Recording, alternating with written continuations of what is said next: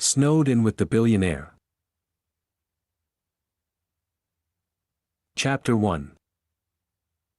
Brea slouched forward in the seat, squinting through the blinding snowfall that had taken over her windshield. How could the forecast have been so wrong?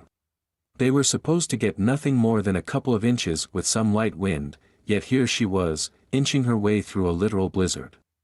The muscles in her shoulders were tense, and her back was sore from leaning into the windshield as she strained to see the lines on the road. And she was cold. So cold. She'd fought with the heater before she'd pulled out of the parking lot, but the trickle of air emerging from it was lukewarm at best. Her fingertips were numb despite her gloves. The road was empty, making it obvious that everyone else had gotten the memo about the change in the forecast but her. She was also the only one foolish enough to volunteer to work on Christmas Eve, knowing that she still had traveling to do. As the first flakes fell, she had considered scrapping the trip home, but if there was any chance of her making it to her parents then they expected her to be there, snowstorm or not.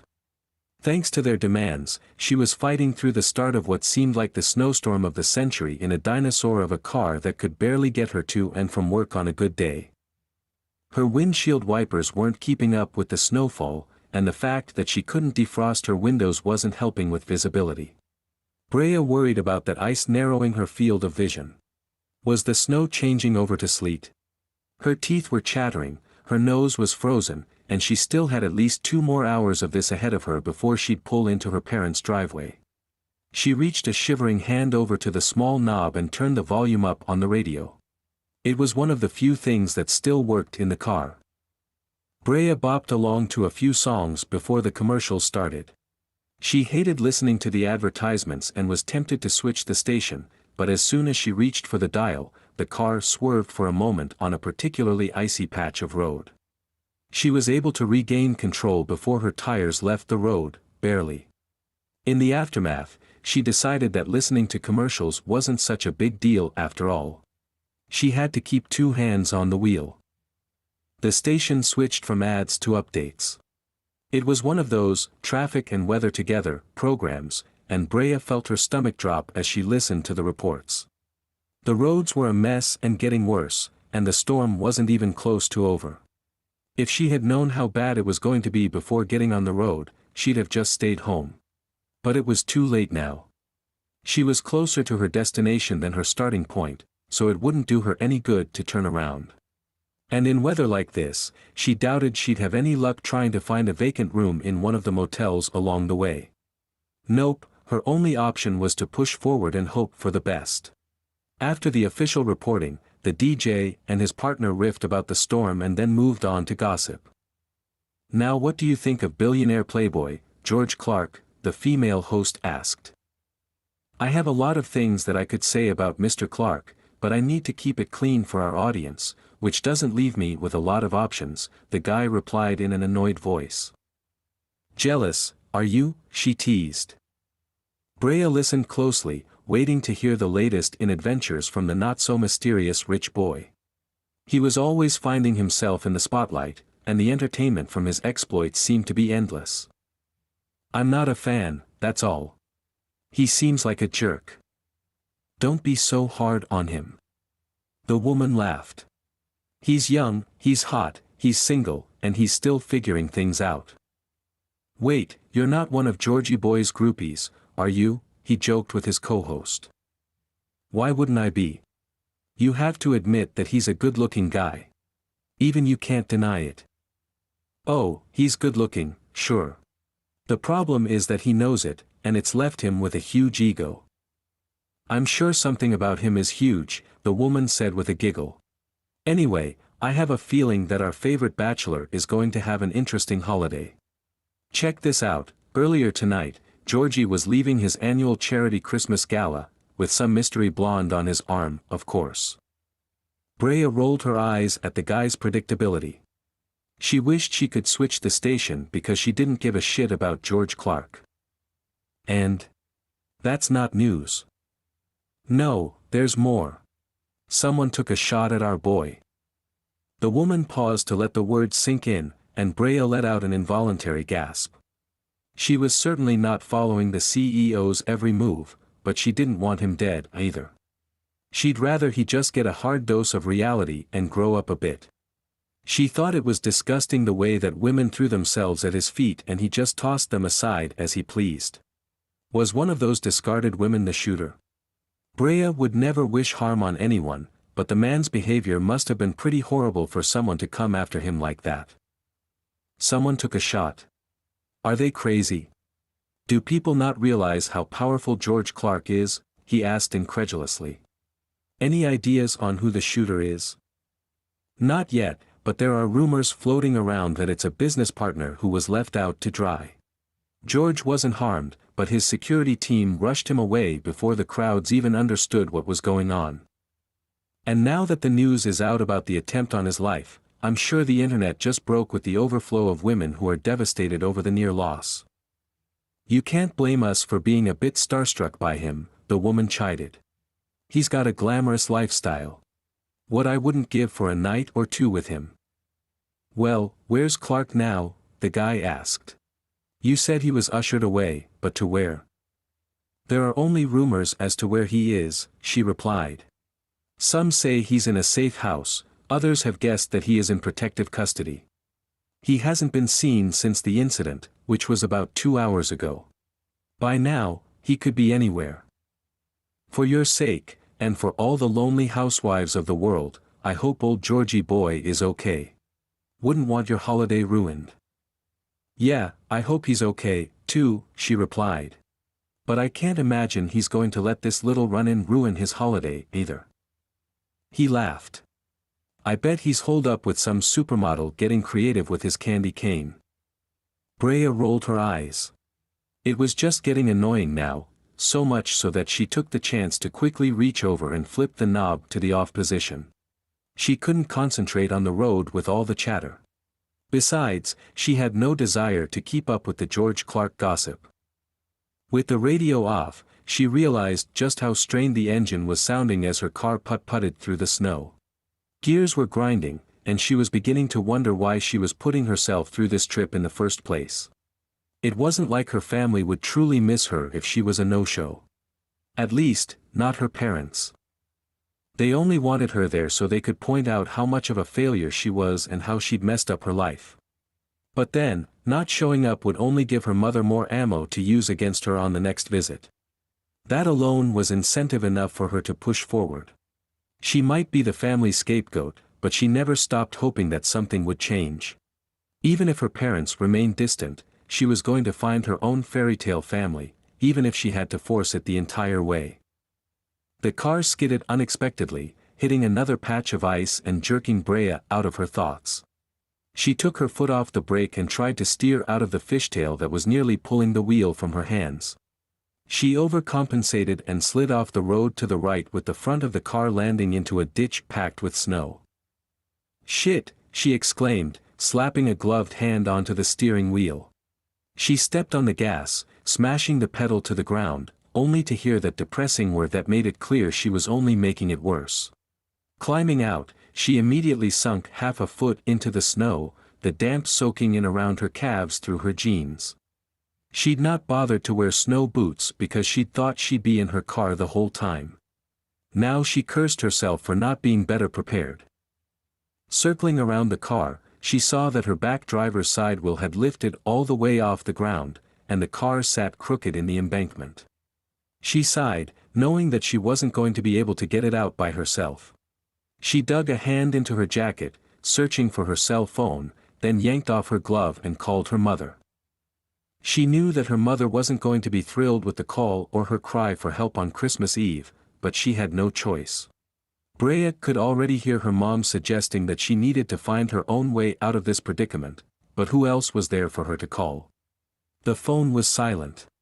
After several frustrating seconds, she realized that she had no service and that her call hadn't gone through. Brea slid back into the seat, the leather having turned icy in the few moments she'd been outside. The car was still running, but with the heat barely working, there was no point in leaving it on. The storm raged on, but she knew that she was going to have to go out in it and try to find help, or at least a safe place to wait out the storm. If she were to stay here, she would freeze by the time someone drove by.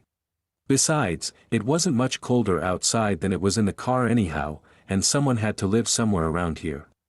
She knew from her previous trips that there were several homes scattered through the trees, visible from the road when there wasn't a driving snowstorm reducing visibility to zero.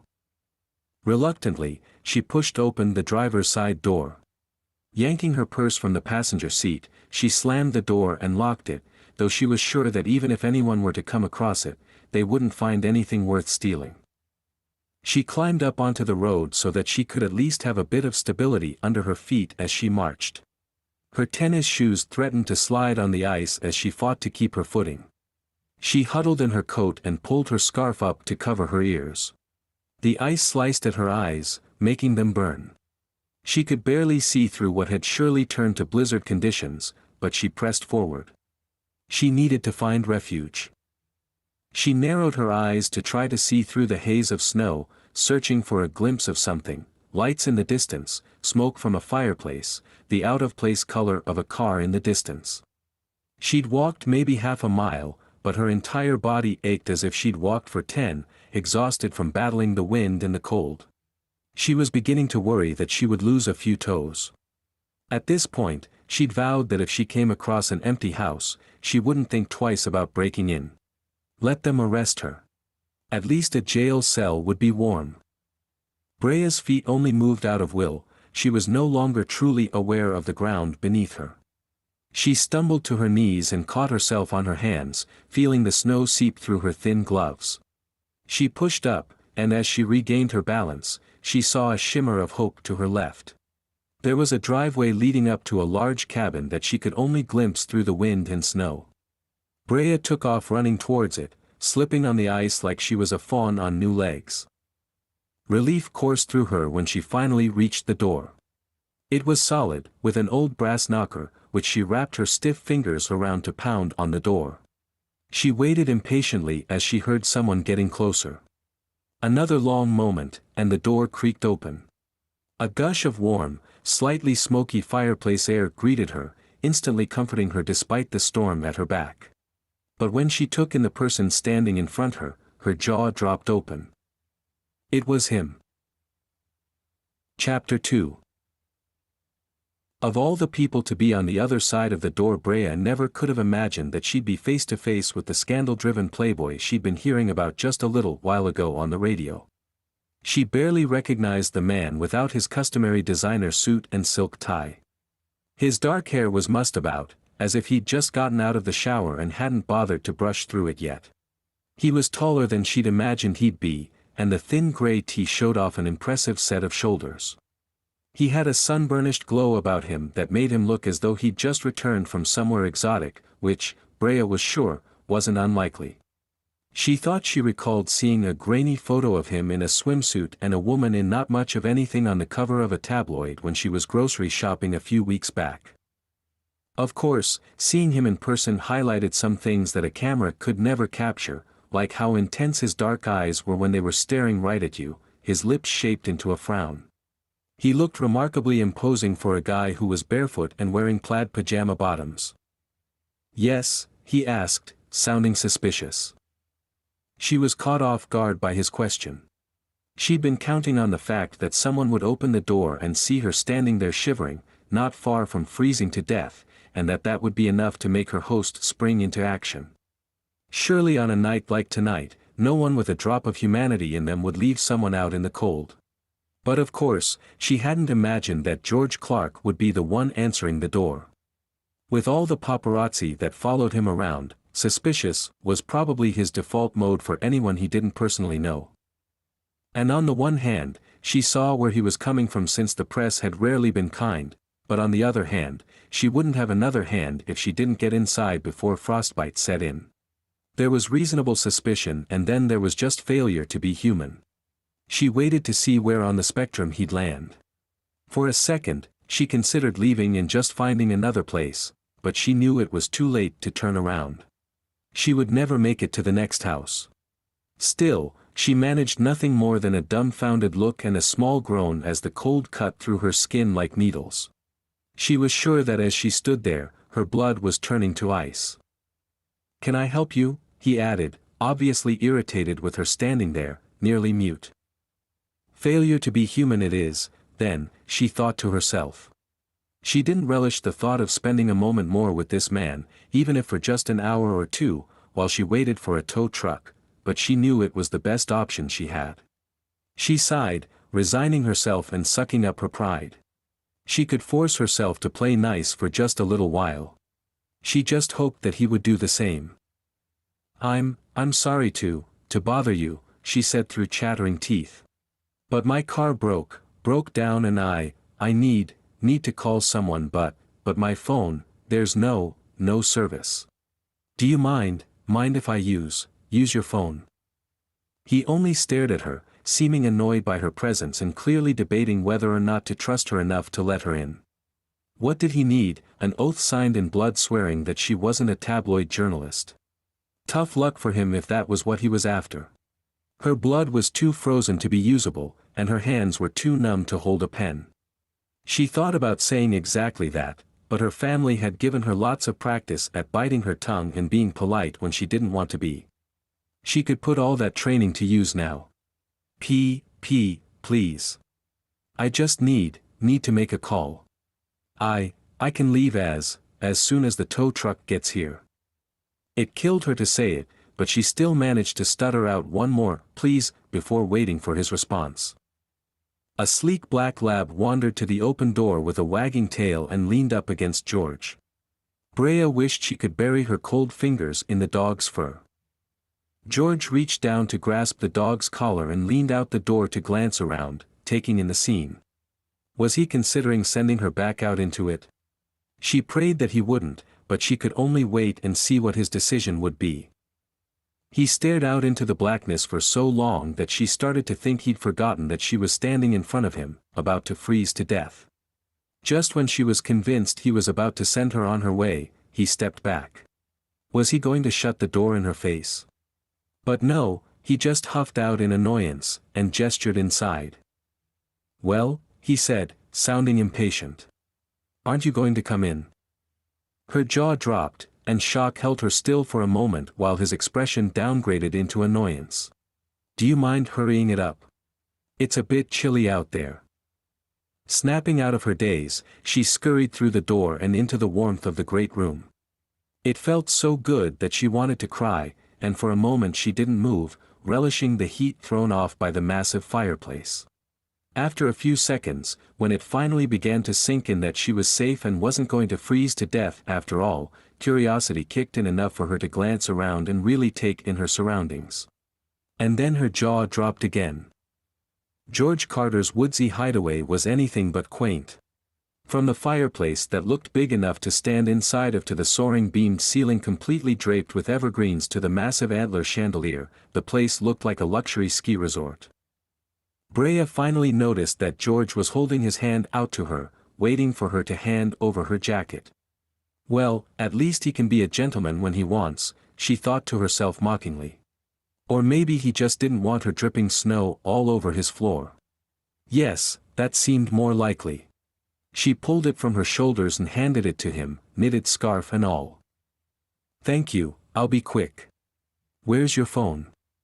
She tried to sound confident, but she was still thawing out, and she realized that the trek through the snow had exhausted her. Her words came out almost slurred and drunken, and Brea was flooded with embarrassment as he walked past her. "This way." He led her into the kitchen, where a landline phone was tucked away in what was likely a butler's pantry. "My cell is out too, so maybe it's good I never got rid of this relic. But I wouldn't get your hopes up on the line being in very good shape in this storm." Do you have the yellow pages, by any chance?" she asked. She had no idea who to call about a tow, and it seemed her phone wouldn't be any help in letting her look up the closest service station. To her surprise and relief, he reached into a cabinet and then handed her a phone book. "I never thought this thing would get used for anything other than kindling for the fireplace, but I guess it's a good thing I kept it on hand." He chuckled as he grabbed a beer from the fridge and walked from the room with his dog at his heels, leaving her alone in the dim room. Feeling a bit more comfortable without him so close by, she relaxed and looked around. The exterior of the cabin had looked unassuming, but the more she saw of the place the more obvious it became that the design was architectural camouflage, so cars passing by wouldn't realize that it was a playboy's hideaway. The kitchen was lined with massive, mullioned windows that looked out onto what Brea could only assume was an award-worthy view in non-whiteout conditions. The room had a clean, stark look of a restaurant-caliber kitchen, and she couldn't imagine that George ever set foot in it other than to grab drinks from the fridge. There was obviously room for staff in the place, but he seemed to be in the cabin alone, except for the dog. Otherwise, surely he would have sent someone else to deal with the riffraff that showed up on his front porch. Brea shrugged. Didn't matter, because she planned to get the hell out as quickly as possible. Chapter 3. Her jeans were soaked up to her knees, her jacket was oversized, and her hat floppy and wet against her head. The woman on his doorstep looked like she'd just scaled Mount Everest and had the wind-chapped cheeks to prove it. Or no, not Mount Everest, because someone scaling a mountain would have known to dress for the weather conditions. This woman was in sneakers. She was lucky she didn't have a broken leg to show for her troubles. He wasn't keen on the idea of letting a stranger into his home, not when someone had tried to kill him just a handful of hours ago, but hell, it was a nightmare outside. He couldn't stomach the thought of leaving anyone out there. If his guards had been on hand, they would have stopped him, but with Jim and John, he had no idea what their birth names were and had no desire to learn them either, so they were always just Jim and John, even when they were replaced, not around, there wasn't anyone to stop him from letting her in. Besides, if she did prove to be dangerous, he had Colby with him, and his dog had learned a few guard dog cues when he was a puppy. Oh, who was he kidding? Colby would probably just lick her to death. The dog didn't have a mean bone in his body. George would just have to hope that the woman's cute and innocent act wasn't a ruse to get him to let his guard down. If she was part of the plot that had sent him to the cabin in the first place, surely she was the worst assassin ever, showing up on his doorstep all bedraggled and half frozen. Plus, she was too cute to be a killer, red cheeks and all. She was shivering beneath all of her layers and could barely sputter out the request to use his phone. Reluctantly, George pushed back against the door and allowed her inside, all the while vowing that she would stay no longer than it would take for someone to come get her and for her to become their problem. He hung the girl's coat and turned to lead her to the phone, but he found himself caught off guard as he faced her. He'd assumed this was a girl of just 20 years old, perhaps a year or two older, but with her outerwear out of the way, he now realized that she was much closer to his age, and carried it well. Once she stripped off her hat, he realized that his initial snap judgment of her had been wrong. She was much more than cute. The woman who'd landed on his porch in the middle of a blizzard was downright gorgeous, with cut-glass cheekbones and full lips he couldn't stop watching. Her brown hair had been tied in a bun and stuffed under her hat, but now several curly tendrils fought to be free. Her green eyes met his defiantly, as if it didn't matter that he'd allowed her into his home. He smiled internally at this, intrigued by the fact that she didn't seem intimidated by nor interested in him. If it was an act, she was certainly selling it well. And if it wasn't, well, that would be interesting, wouldn't it? He couldn't remember the last time he'd met a woman who wasn't either cowed by him or drawn to him.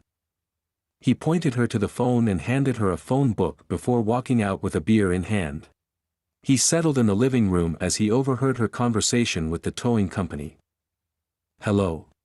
Hello. Can you hear me?" She was nearly yelling now. There was a pause as the woman waited for a response. "Yes, I'm sorry, there is an awful connection. I'm in need of a tow." Pause as someone spoke on the other end of the line. "My car is on Route 4, about 2 miles east of Highway 65. George could hear the woman shuffle in the kitchen. "Yes, I understand, but I really need to have it pulled out, that's it. It doesn't need to be taken anywhere. It should really only take a minute or two." Pause again, and more shuffling as the woman found a chair and made herself comfortable. "Please. I know it's Christmas Eve, and I know the weather is awful, but don't you have family that you'd like to spend Christmas with?" Short pause. "Well, I have family too, and I'd like to get home to them." He wasn't sure why, but something about the woman's last sentence sounded a bit off. Not dishonest, but wrong, as if she wasn't actually all that excited to get home to her family. Please. Her voice was lowered to nearly a whisper, but he could hear the desperation in it. Isn't there anything you can do tonight? Silence as the person on the other line responded. When the woman spoke again, she sounded defeated. Yes, I understand. Thank you. Tomorrow. Pause. Yes, thank you. I'll be there. Pause. Yes, Merry Christmas to you as well. He could hear her exasperated sigh from where he was seated. George lounged back into his chair and sipped on his beer, scratching behind Colby's ears as the dog rested his head in George's lap, and both of them waited to see what the woman would do now. It took several minutes for her to drag her feet into the doorway of the kitchen. He looked up to her and put on an innocent expression. If she didn't realize that she'd been speaking loudly enough for him to overhear, then he wasn't going to enlighten her. Any luck? He asked. Colby looked between the two of them like he was watching a tennis match. Her eyes narrowed at him, but she kept her cool. No. But thank you for letting me use your phone. She turned on her heels and walked towards the coat rack, snatching her coat, wrapping her scarf around herself, and pulling on her hat. George watched inquisitively, wondering if the woman was stubborn and proud enough that she'd risk spending the night out in the cold rather than ask his assistance. She faced him as she zipped up her large coat and slipped into her gloves. I appreciate you allowing me to make a call. I hope you have a Merry Christmas. Her hand was on the handle, turning it and pulling the door open before he finally spoke. You know that I can't let you go back out there. It's too dangerous unless help is coming right away, and you just said that it's not. So given that, would you like to join me for dinner? I have enough for two. Colby thumped his tail on the couch as if he understood that he was about to have a new playmate for the night. The door closed slowly, quietly, but the woman kept her hand on the handle, as if she was prepared to sprint away at any moment. As if she was afraid that if she turned around and released the doorknob, she would never be able to leave. George found himself feeling a little offended by her attitude. He may not have the greatest reputation, but that was because women complained that he moved on too quickly, not because he forced anyone to stay with him when they wanted to leave. And anyway, that wasn't what his offer was about. As beautiful as she was, he had no designs on her. He wasn't all that interested in being close to anyone at the moment, not after the recent attempt on his life. That was why he'd come out here in the first place. He was supposed to be in hiding, making sure that no one knew where to find him until the threat against him was resolved. Having this woman stay overnight was the dead opposite of what he'd resolved to do, and he knew that Jim and John would give him hell for it if they found out. In spite of that, though, he knew that he had to make the offer. Especially when the alternative was sending her to her car to freeze overnight. It wasn't like there was anywhere nearby that he could drop her to wait it out until morning. The nearest motel was 20 miles away, and like hell was he driving 20 miles there and back on these roads in this kind of storm. No, it made the most sense for both of them for her to stay. And maybe if he played his cards right he could turn her bad luck into his good spin. Let it slip to the press that he let a wayward wanderer crash at his place on a snowy holiday. It was what he did best, turning misfortune into an opportunity. Chapter 4. She didn't know if it would be worse to freeze to death or to stay in the cabin and endure the presence of George Clark. Both would be slow and torturous, but at least she was most likely to survive if she stayed. Or so she hoped. She slowly turned to face him and read his expression, but there was nothing except his handsome poker face that seemed to be watching her. Judging her. Well, Brea had no desire to be judged by the high and mighty tabloid idol, but she was hungry, and she hadn't fully warmed up yet. The thought of going back out into the cold made her shiver involuntarily. Brea removed her jacket, her eyes never leaving George's. He watched her closely, making her uncomfortable, but she wouldn't back down from his challenging stare. Moments passed, and as she realized that George wasn't going to back down either, Brea grew uncomfortable. There was something in his gaze that seemed, Well, she wasn't sure exactly what it was, but she knew she didn't like it. She finally found her voice. "Would you mind if I called my family?" She folded her hands together awkwardly. "Go ahead. I suppose my home is yours for the evening. You know where the phone is." He waved her towards the kitchen nonchalantly. His cute dog put his head down on his thigh and she resisted the urge to coo at the pooch.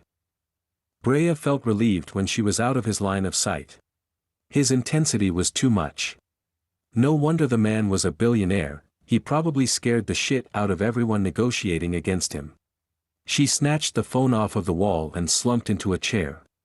Brea noticed something simmering on the stovetop and wondered where the chef was hiding. There was no way the man had actually prepared a meal on his own. Or maybe the chef made it in advance and George just had to defrost and reheat it. Whenever and however it had been made, it sure smelled good. Her stomach growled and she was tempted to sneak a bite, but she was in the kitchen to make a phone call, nothing more. Her host might have implied that she should make herself at home, but that was no excuse for being a bad guest. "Brandy?" she asked when her sister's familiar voice slurred a hello. Brandy spent more time with their parents than Brea did, and she had learned that the best way to deal with them was to have a glass of wine. Or 5. "Brea," her sister exclaimed. "Wait, where are you?" "I'm stranded. Can you let Mom and Dad know that I'm not going to make it tonight?" "Well," she hesitated for a moment, "I think they thought you were here already." Brea wasn't entirely surprised that her absence hadn't really been noticed. She rolled her eyes as she answered. "I got caught in the blizzard on Route 4 and ran my car off the road." "Oh God. Are you okay?" At least someone back home cared about her. Had she told her parents, they'd have commented on her horrible driving, scolded her for not preparing better, and found a few more things to blame her for, too. That was how it always went. "I'm fine, but my car is stuck in a ditch. I've called for a tow truck, but they won't send anyone out into this storm, so I have to wait for morning." She heard her mother's voice in the background, muffled and barely audible, asking who was on the phone. Brandy answered, and Brea cringed, waiting for the insults to begin. Brea heard a cruel laugh and then her mother shouted. "No surprise there, that girl can't do anything right." Brandy interrupted her mother, but Brea had already heard enough to bring the tears burning to her eyes. She bit her lip and tried to hold back tears. She knew that she didn't have the highest paying, most respectable of jobs, but it was what she loved doing, and she only wished that her parents were more supportive of her. "Just please tell them that I'll be there tomorrow," she said solemnly. "Don't let her get to you. You know how she is." Brea didn't reply. "I'm drinking all of your eggnog, then," Brandy said with forced lightheartedness.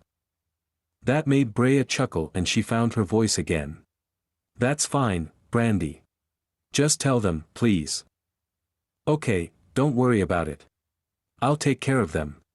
So," she paused for a moment, "I'm actually glad that you called so I could warn you. Mom has a surprise for you, but I'm not sure it's a very good one." "What do you mean? What kind of surprise?" Well, she kind of invited someone." Brea didn't respond, forcing her sister to continue. "She invited Eric." "What?" Brea shrieked into the phone, lowering her voice so George wouldn't be able to hear. Why would she, how could she? It wasn't that she didn't want Eric to be there, but she definitely didn't want her mother getting involved and trying to win Eric back for her. "I'm sorry. I didn't find out about it until I got here this morning, or I'd have given you a heads up." "It's okay. I guess it's a good thing that I have the rest of tonight to figure out what I'm going to say to him when I get there." There wasn't much of a silver lining to this, but at least there was something. She'd have enough time to formulate her plan of attack. "Well, where should I tell them you are?" Brea hesitated on what to say. She couldn't claim that she was with the one and only George Clark. She wasn't entirely sure that her sister would believe her anyway. "I stopped at a house near where my car got stuck." "A house? As in, a stranger's house?" Brea smirked. George Clark wasn't exactly a stranger. Don't worry, I'm fine. She paused and lowered her voice. He's a gentleman. Oh, it's a he, is it? Is he hot? What are you talking about? Brea knew her voice would give her away, but she had to try to keep her sister in the dark or risk a never-ending interrogation. It would be just like the movies if you ended up stranded at a hot guy's house on Christmas Eve, right? Please tell me you're going to sit in front of the fire on a bearskin rug drinking cocktails with a hottie. Brea was reluctant to respond. She was a horrible liar, and if she said the guy she was staying with for the night wasn't hot, her sister would see right through her. And anyway, she didn't think George Clark was hiding out in this cabin in the middle of nowhere because he wanted everyone to know where he was. If he was interested in lying low, she wasn't going to blow his cover. He might not be the nicest guy, but he was literally giving her shelter from the storm. She didn't want her presence there to mess anything up for him. Ew, bearskin is gross, she said, dodging the question. And listen, all I'm doing tonight is getting a good night's sleep so I can deal with the tow truck bright and early tomorrow morning. Sorry to disappoint you. She realized she was talking louder than intended and peeked around the corner to be sure that George hadn't heard her words. I have to go. Please, I can tell by your voice that he's hot. Go get you some before you come home. Maybe it'll actually help you to get over Eric. She couldn't help but crack a smile at that, even if she knew she would never get over him. She told her sister she loved her before hanging up. She wasn't particularly anxious to join George in the living room, but she was his guest, sort of, and she needed to find out just what the limits would be to her staying in his house.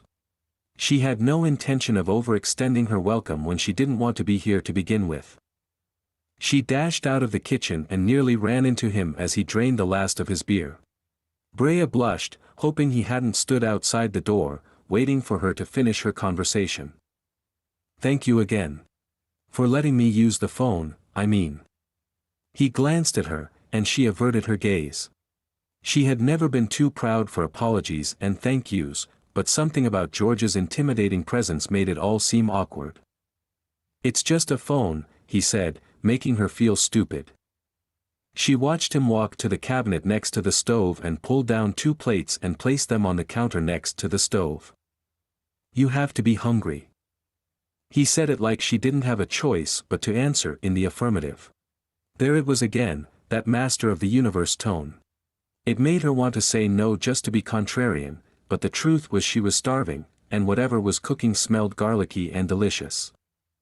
I wouldn't want to put you to any trouble, she hedged. He let out a loud, frustrated sigh. Would you just eat, please? I hate leftovers and I made way too much. Wait, you made that? Brea couldn't hide her shock. What is it? Fettuccine Alfredo. It's one of the many things I learned during my year in Italy. Brea smirked. Of course he had to humble brag. He turned to face her with a serving spoon hovering above the pan. When his eyes locked with hers, it was hard to remember how to speak. Did he really have to be so distractingly good-looking? It seemed unfair, somehow. So you'll have some? George asked. She nodded and swallowed hard. The dog came into the kitchen wiggling his body and made his way over to Brea. She was happy to have something to focus on other than George. What's his name? Or her name? He's Colby. Best dog in the world. She petted the pup's soft fur and realized that the press never caught him with his dog. It was a side of him that no one knew yet. Here it was, snuffling along her sneakers and wagging his tail at her. Do you want extra Parmesan on top of your pasta? George asked, opening the fridge. Or would that be too much for your daily calorie count? Brea drew herself up. Excuse me. What are you implying? He frowned and looked at her. Nothing. It's a simple question. Are you saying I'm fat? Brea fumed at him. I said no such thing, George sputtered. I just know that most women I dine with have very strict dietary requirements. It sort of goes with the territory when you have to walk the runway in lingerie on a daily basis. But then again, it's clear you're not a model. Brea didn't think the man could get much more insulting, yet somehow he managed it. She glared at him and didn't say a word, not trusting herself to keep from saying something awful to the man who was keeping her out of a blizzard. George seemed unaware of the impact of his words and set a plate filled with pasta in front of her. She muttered a "thank you" and dug in, half expecting it to taste like glue. She held back the little moan when the creamy, perfectly cooked pasta hit her tongue. The silence was uncomfortable and Brea searched for something to say. She knew she probably shouldn't ask, was sure it was a sensitive subject, but she couldn't manage to hold back her curiosity anymore. Decided to pull some gossip out of him, so she could share the details with Brandy when she finally made it home. "Were you hurt?" she asked with her mouth full. He looked up and locked eyes with her. "What are you talking about?" "Today, when you were shot. Did it hit you? Were you hurt?" "Do I look hurt?" "Well, no. I just mean, well, was it close? Do you know who shot at you?" She suddenly wished she'd said nothing. "Close?" He laughed lightly and shook his head. "No, and I've no idea who thought they would be good enough to pull something like that off, but they failed miserably at it." "Are you just hiding out here until they find the shooter, then?" "Hiding? What in the world makes you think I'm hiding? There is nothing and no one to hide from." He gestured around the room. "This is one of my homes. I come here when I want to be alone." He cut his eyes at her, and she took that to mean that he was done with the discussion. Blushing, she looked down at her plate, focusing on the food. The Alfredo was so scrumptious that there was surely no way he could have made it, no matter what he claimed. Maybe the blonde he'd been at the gala with was here and she'd done the cooking. Maybe she was upstairs in the shower, or already in bed, and had cooked him dinner before she'd gone up. But that seemed strange. Why cook a romantic dinner for two and then not be around to eat it? "This is delicious," she prodded. Not that she cared if the blonde woman was still here, but she didn't want to be caught off guard if the woman walked in and found Brea here with her boyfriend. "Thanks," he mumbled without bothering to look up at her. "So, did you really make this, or did your personal chef fly in just long enough to whip it up and let you take the credit?" She didn't mean to come off hostile, but his cold shoulder was getting old already. He dropped his fork and leaned back in his chair, an unamused quirk on his lips. "Why do you think I lied about making it?" She opened her mouth to respond and then quickly closed it. If she offended him, he might decide to kick her out in the cold after all. I guess I figured you wouldn't have time to cook." He raised his eyebrows inquisitively, so she continued, "I mean, you're a busy man, are you not? I only assumed that you wouldn't have the time. And you have the money to hire someone to do it for you. Right? So you assume that I don't cook. Or that I don't know how to cook." Brea fumbled over her words, and George stopped her before she could get anything out. "It's rude to assume that you know someone based on the gossip about them." He paused. "I just realized that I don't even know your name." "Nelson," she softly answered. "Brea Nelson." "Okay, Ms. Nelson. Well, in my opinion, it's inappropriate to make assumptions about a person you don't know. I happen to enjoy cooking in my free time and have never had a chef on my personal staff, with the exception of when one is needed for an occasional banquet or party. Contrary to what you might believe, I happen to be a very self-sufficient individual." Brea bristled. Yes, he was her host, and yes, she was dependent on his generosity for a place to stay tonight, but she didn't appreciate being condescended to. She got enough of that from her family. She wasn't about to put up with it from a spoiled billionaire. "I appreciate your little lesson here, Mr. Clark, but I'm sure you've made your own assumptions about me, have you not? As for not knowing you, you've made a great deal of yourself and your personal life public knowledge. It's rather difficult to not know you. When you put your life on the front page, can you blame people for drawing conclusions?" "Oh really? Well, Ms. Nelson, what is it that you know of me, then?" He crossed one ankle over the opposite knee and looked at her like she was the next course. She hadn't expected to have to explain herself and was caught off guard by the request. She looked away, flustered by his unwavering gaze. She racked her mind for something she really knew, and was embarrassed to realize that most of her knowledge of him was based on gossip, suggestion, and innuendo. Some of it was probably true, but she couldn't say for sure what those things might be, and if she guessed and got it wrong, it would just give him another excuse to laugh at her. Better to back down. I'm sorry, never mind. She could feel his eyes on her, and after several uncomfortable moments, she finally met his gaze. He had one eyebrow cocked upwards, his mouth turned down in a frown. Do yourself a favor and keep your thoughts to yourself from here on. I won't claim to be the most generous of hosts, but I promise that I'm far more generous than that storm will be to you. He motioned his head towards the front door before sliding out from the table, snatching up both plates and tossing them into the sink. Chapter 5. He'd never imagined that when he opened the door to Brea Nelson, looking like a kitten left out in the rain, that he'd wind up with a Spitfire on his hands. He wasn't used to anyone being so willing to antagonize him, and so far it seemed to be all she was doing. The morning couldn't come soon enough, then he'd be done with her for good. He could make it through the night. It was nearly time for bed anyway.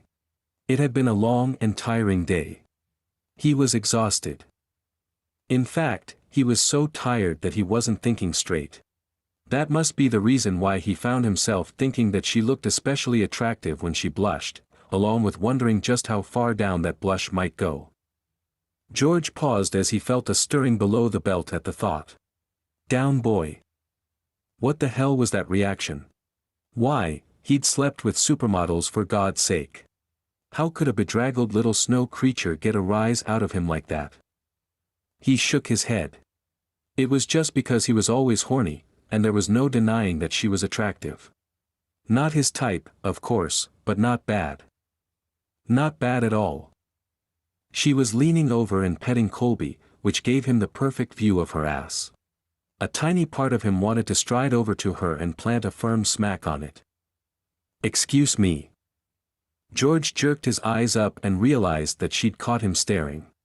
She was frowning, as expected, but had her blush gotten a little deeper? He cleared his throat and crossed his arms, diverting the conversation smoothly, as always. I just realized that there's an issue with the sleeping arrangements. She looked dubious.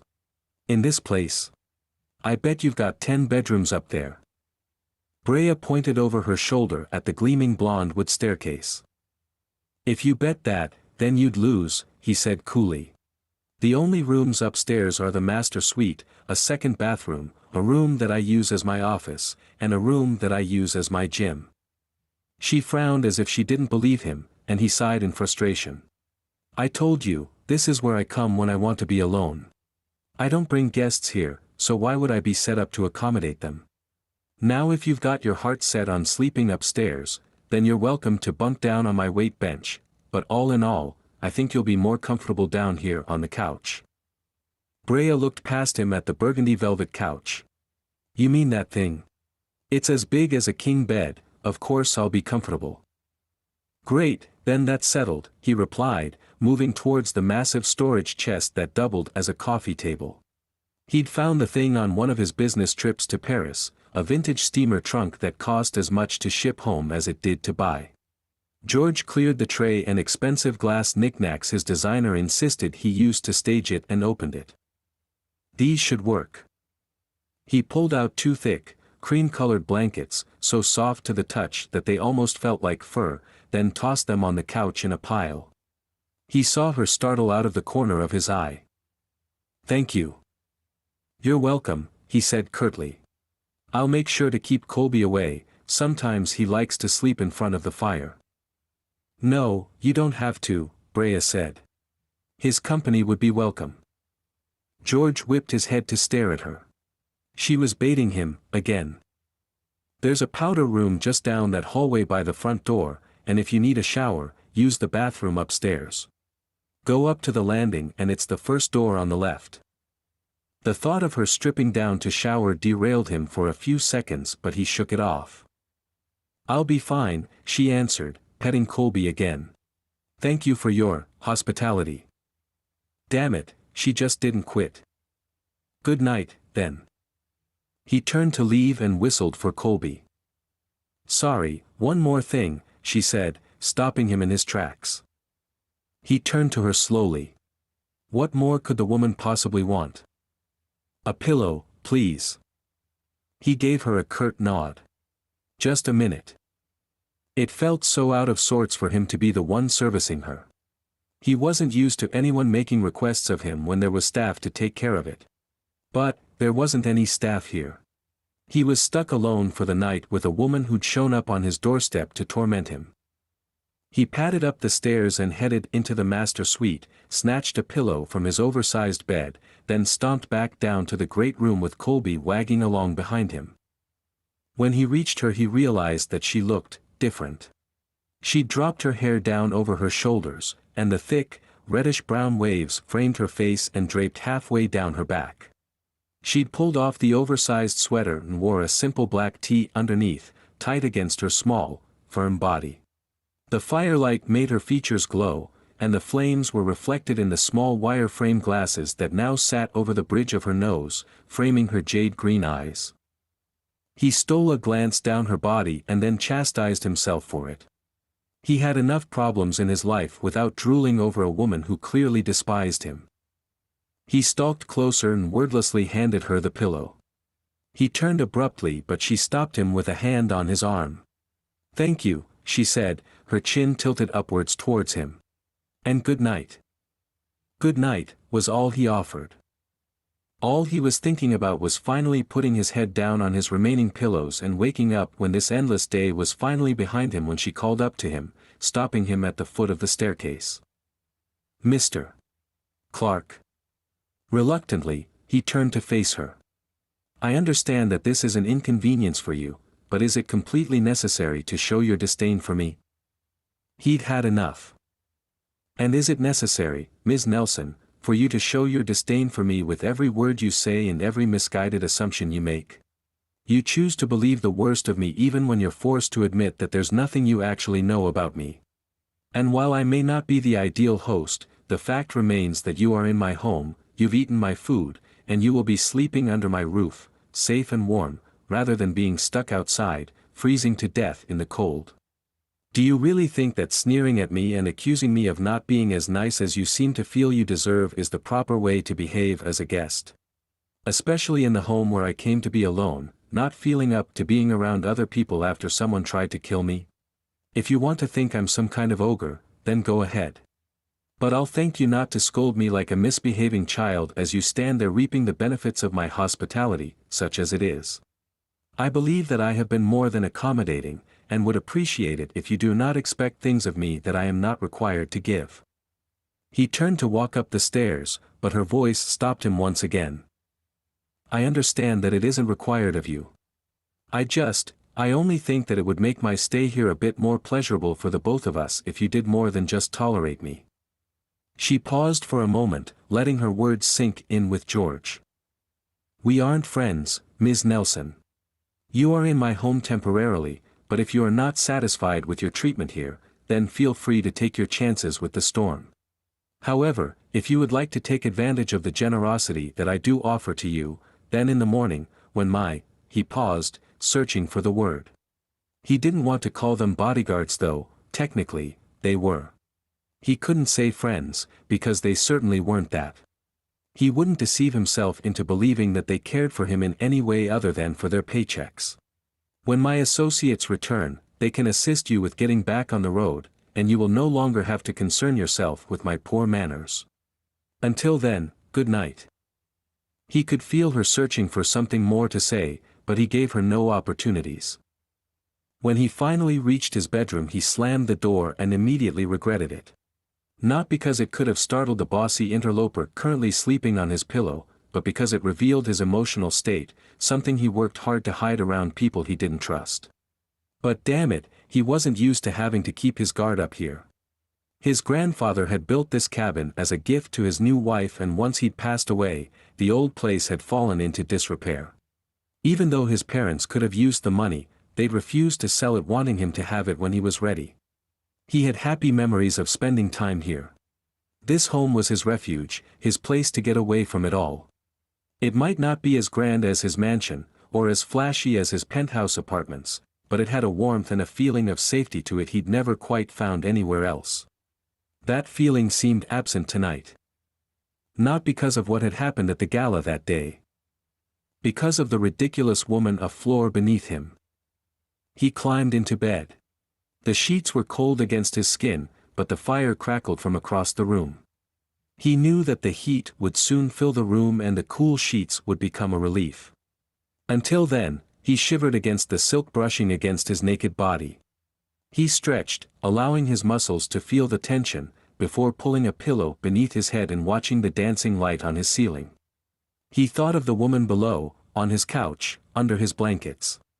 He wondered if she was as naked as he and then quickly shoved those thoughts aside. He wasn't going to think of her in that way. As he felt the tug at his abdomen, the stretch of thin skin as his cock grew hard, he knew that it was too late. He didn't make commitments, didn't make friends, didn't have relationships, and that was just how he liked it. He had no time for concerns other than his business and had no remorse for his actions outside of it. This was what he had wanted out of his life, and he was more than happy with it. He'd made it a point to avoid women such as Brea. Women who challenged him. His women weren't like that. His women were pleasing and accommodating and wanted nothing more from life than what he could give to them in their short time together. They used him, he used them. So why then was he stiff as a bone for her right now? Why were thoughts of her potentially lying naked against his couch making him ache? Why did the image of her watching him over the rim of her glasses make him want to grab a fistful of her hair, yank her head back, and slam his mouth on top of hers? George groaned involuntarily as he shoved back the sheets, covered in a cold sweat, and yanked his pants back on, willing his erection down. He realized that she'd sent him so off-kilter that he'd forgotten to add logs to the fire downstairs before storming to his room. He always kept the thermostat off when the fires were burning, so he could only imagine how cold the great room would get as the night wore on. As much as he didn't appreciate her presence, he wasn't about to leave her to shiver for half the night. He opened the door and walked back down the stairs to the woman that he was determined to convince himself that he didn't want. Chapter 6. The wind howled around the house, slamming against the front door, and made her thankful for the sumptuous blankets on top of her. But as her eyes blinked open into surprising darkness, she realized that at some point after she'd fallen asleep, the fire had gone out. A draft pulled in from somewhere and seemed to hunt Brea down, chilling her inside and out. Brea cocked her head.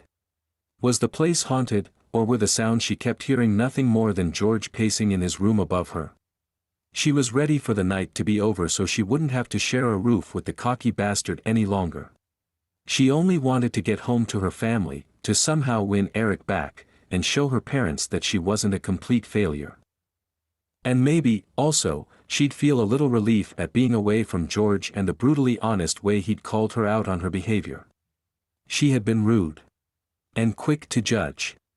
And maybe a little too credulous regarding a public image that had been created by tabloids, based more on what would sell than what was actually true.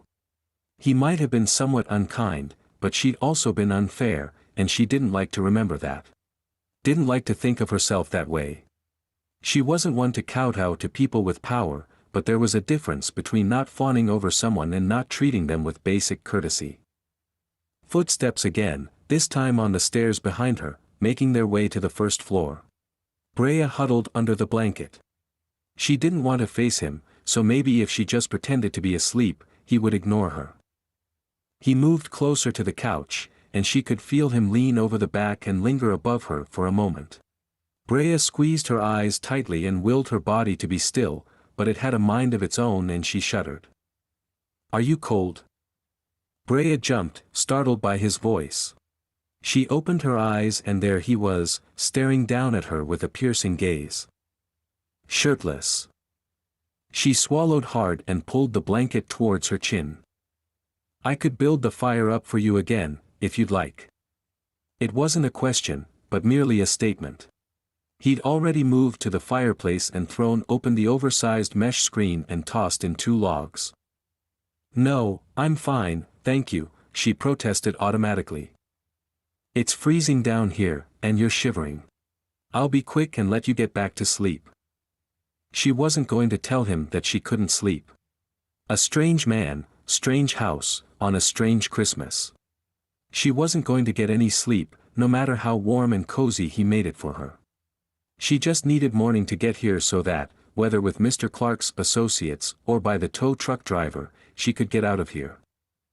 Would you like another blanket? The fire had sparked behind him, and even without her glasses sitting against her nose, she could see the firm outline of his chest, his broad shoulders, his toned stomach naked in the chilled, winter air. She wouldn't allow her eyes to linger, though she found herself searching him, even in the dark, for scrapes or burns as she imagined a bullet grazing his skin. There was something that felt dangerous about being here with a man who had been shot at only hours before.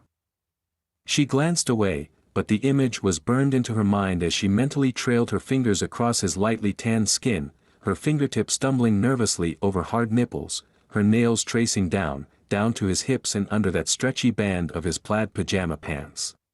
Squeezing her eyes tightly, she willed the image away. She wasn't going to let him into her fantasies no matter how good he looked half naked. What are you getting at here with all of this sudden concern for me, Mr. Clark? Why the change of heart? She could see him struggling with his words as he sat at the far end of the couch, as far from her as he could manage. She scowled. I'm sorry for being abrupt, he said. It has been a rather long day for me. So I've heard, she murmured under her breath. And with that, some more embarrassment set in aimed at her own behavior. He had gone through something genuinely terrible, and it couldn't have been pleasant to end up with a stranger in his home when he must have already been feeling vulnerable. The silence hung between them. She was unsure of what to say. She felt like she should apologize too, but she couldn't think of how to frame it without admitting that she'd come into his house with some pretty negative assumptions, made without a lot of basis.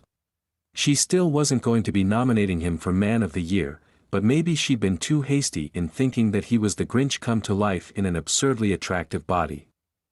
She sat up, pulling the blanket to her chin and holding it tightly around herself like a shield, not from the cold, but from him and from the attraction she kept feeling toward him, even though she knew with absolute certainty that it was a terrible idea. She suddenly felt very uncomfortable with him in the room. She was beginning to sweat beneath the layers, but the fire was barely a flicker. She wished he would put a shirt on already. Whether he intended it or not, he was awfully distracting. She faced forward, avoiding the figure that was on the farther end of the couch. She pressed herself into the armrest, wishing she could put more distance between them. This is the first time I've shared the cabin with anyone since I was a teen. She was unsure if he was speaking to her or more to himself, making a self-observation. She chose not to answer and to allow the silence to hang between them again. The fire was roaring now, filling the room with heat. After a few minutes, George spoke again. I keep the furnace low because I like wood heat. He paused for a moment, but Brea said nothing. Nothing beats the warmth and glow of a fireplace, don't you agree? She was shocked at his nearly romantic words. They weren't the kind of thing she'd have expected him to say, or even feel. She smiled, cocking her head in his direction before realizing how his bare chest seemed to glow in the firelight, and then quickly snapping her head forward again. Yes, I do agree. It makes me think of happy times, family, love. She stopped, not having meant for the last word to slip out. It felt odd that she should say such a thing in front of him, even if there were no implications that she meant him. Whether all the rumors about him were true or not, there was no denying he'd been seen with lots of different women. True, lasting love didn't seem to be on his agenda. Happy times, the man grunted to himself. Yes, I suppose that you grew up in a very close, loving family and have many wonderful memories to hold on to. Was she imagining it, or was his tone slightly envious? She hesitated. She might be in his home and sharing his couch, but she didn't know him well enough to share the unhappiness of her childhood. Besides, he'd achieved his success by being a ruthlessly driven businessman. She couldn't imagine he made much time in his life for softer emotions, so would he even understand what she's been through? How it had hurt her. He seemed like the type to tell her that she should use her struggles to make herself stronger. She hated advice like that. Her struggles hadn't made her superhuman, they had just made her used to struggling. Was there strength in that? Maybe, but there was weakness, too. She was so very tired of having to struggle when it came to the people who were supposed to accept her unconditionally. It left her vulnerable in odd ways, made her easier to hurt. She didn't want to get into any of that, so she needed to pivot the conversation to lead it in a different direction. Not much of his youth had been in the media. The only thing that she did know of his childhood was that he was an only child. The very idea seemed strange to her. She couldn't imagine having grown up alone, not with her parents. Had his been better? What about your childhood? She prodded. What are your parents like? She could feel him looking at her, but couldn't read his expression through the dark and the blurriness of still not having her glasses on. She reached for them now, but when she looked back at him, he had turned away again, staring into the flickering flames. Maybe there was a reason that the only personal life that anyone knew of was flamboyant and extreme. Maybe the truly personal things, the things that he held close and dear, he refused to let anyone touch, friend or foe. Suddenly, Mr. Clark had become a mystery that Brea wanted very badly to crack. Chapter 7. Why did she care? Why was she asking about him, about his family? He wasn't going to say a word, wasn't going to tell her of what he had left behind. That was his past and it had nothing to do with the present, the here and now. It had nothing to do with the man that he was. Had it been up to his parents, he would be working in a factory making car parts, spending his weekends with the kind of wife they expected him to have and their 2 kids. They'd probably be named Joni, who'd be 6, and Nicholas, who'd be 9. After 8 years with the company, he would get 10 vacation days that he would use to visit his family for a week during Christmas, a week with his wife's family during the summer, and then switch it the following year. He would drive an old Toyota Camry, half-rusted and in the shop at least once a month, while the wife drove a minivan to tote their kids and all of their friends from soccer games to dance lessons. That was the life his parents had wanted for him.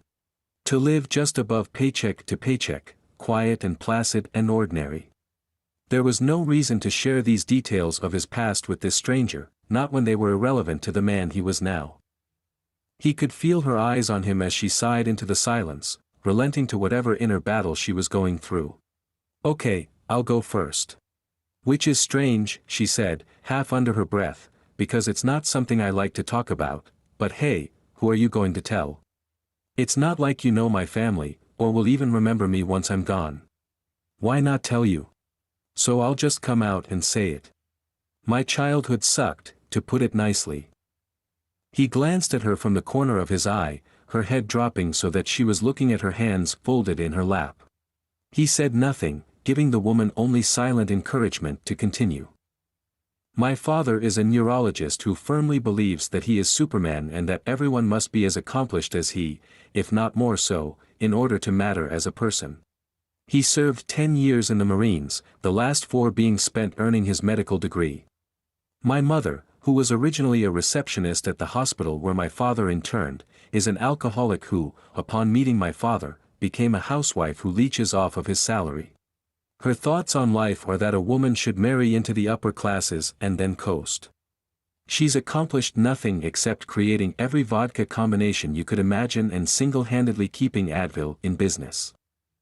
My sister and I are best friends, bonded together through the criticism from both our mother and father. From Dad, we got lectures about how our education was the most important thing. Our home became a military-style boot camp to keep us on track as straight-A students.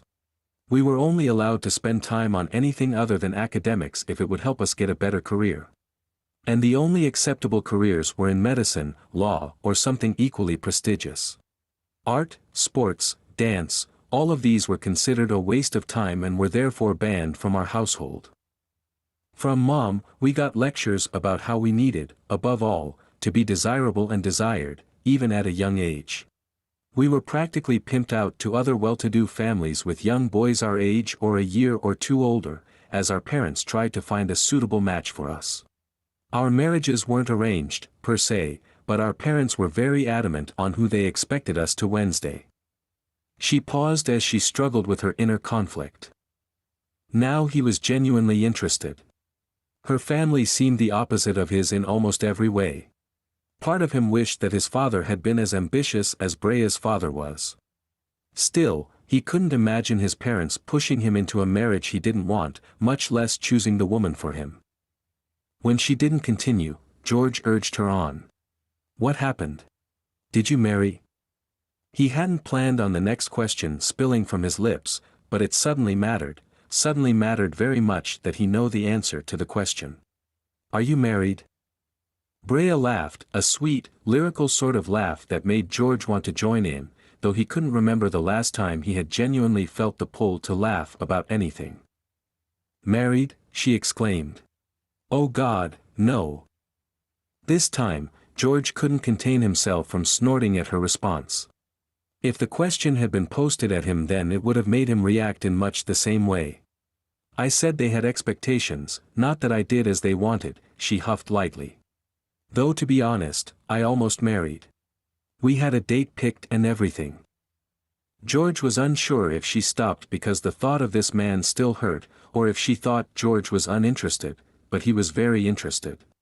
He was afraid to make an attempt at pulling more information from her, for fear that she would close up and decide that she had shared enough, but as they sat there in silence, he realized that she likely already had. So he had nothing to lose by asking. She'd either ignore him, evade the question, or she'd answer it. This man that you were to marry, what happened to him? I'm guessing your parents were pretty unhappy when the wedding was called off. Brea sighed, turning so that she faced him, her auburn waves spilling over one shoulder, the light of the fire casting deep shadows across her smooth face. Her back was to the arm of the sofa, her legs stretched out towards him, her feet only inches away. It was a casual move, but incredibly sensual as well. If he only placed his hand on the couch beside his thigh, he would touch her. She was wrapped tightly in the blanket that hid her lithe body from view, but she was still so close.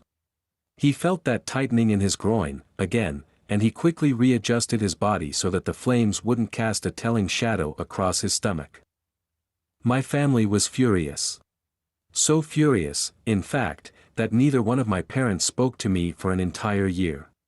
I missed Christmas with them last year. She dropped her gaze in embarrassment. It's a 5-hour drive from my apartment to my parents' house. I called and left tons of messages, but no one would answer or return my calls. So I figured that if I drove up, if I was standing on their front steps, then surely they couldn't be so heartless as to turn me away.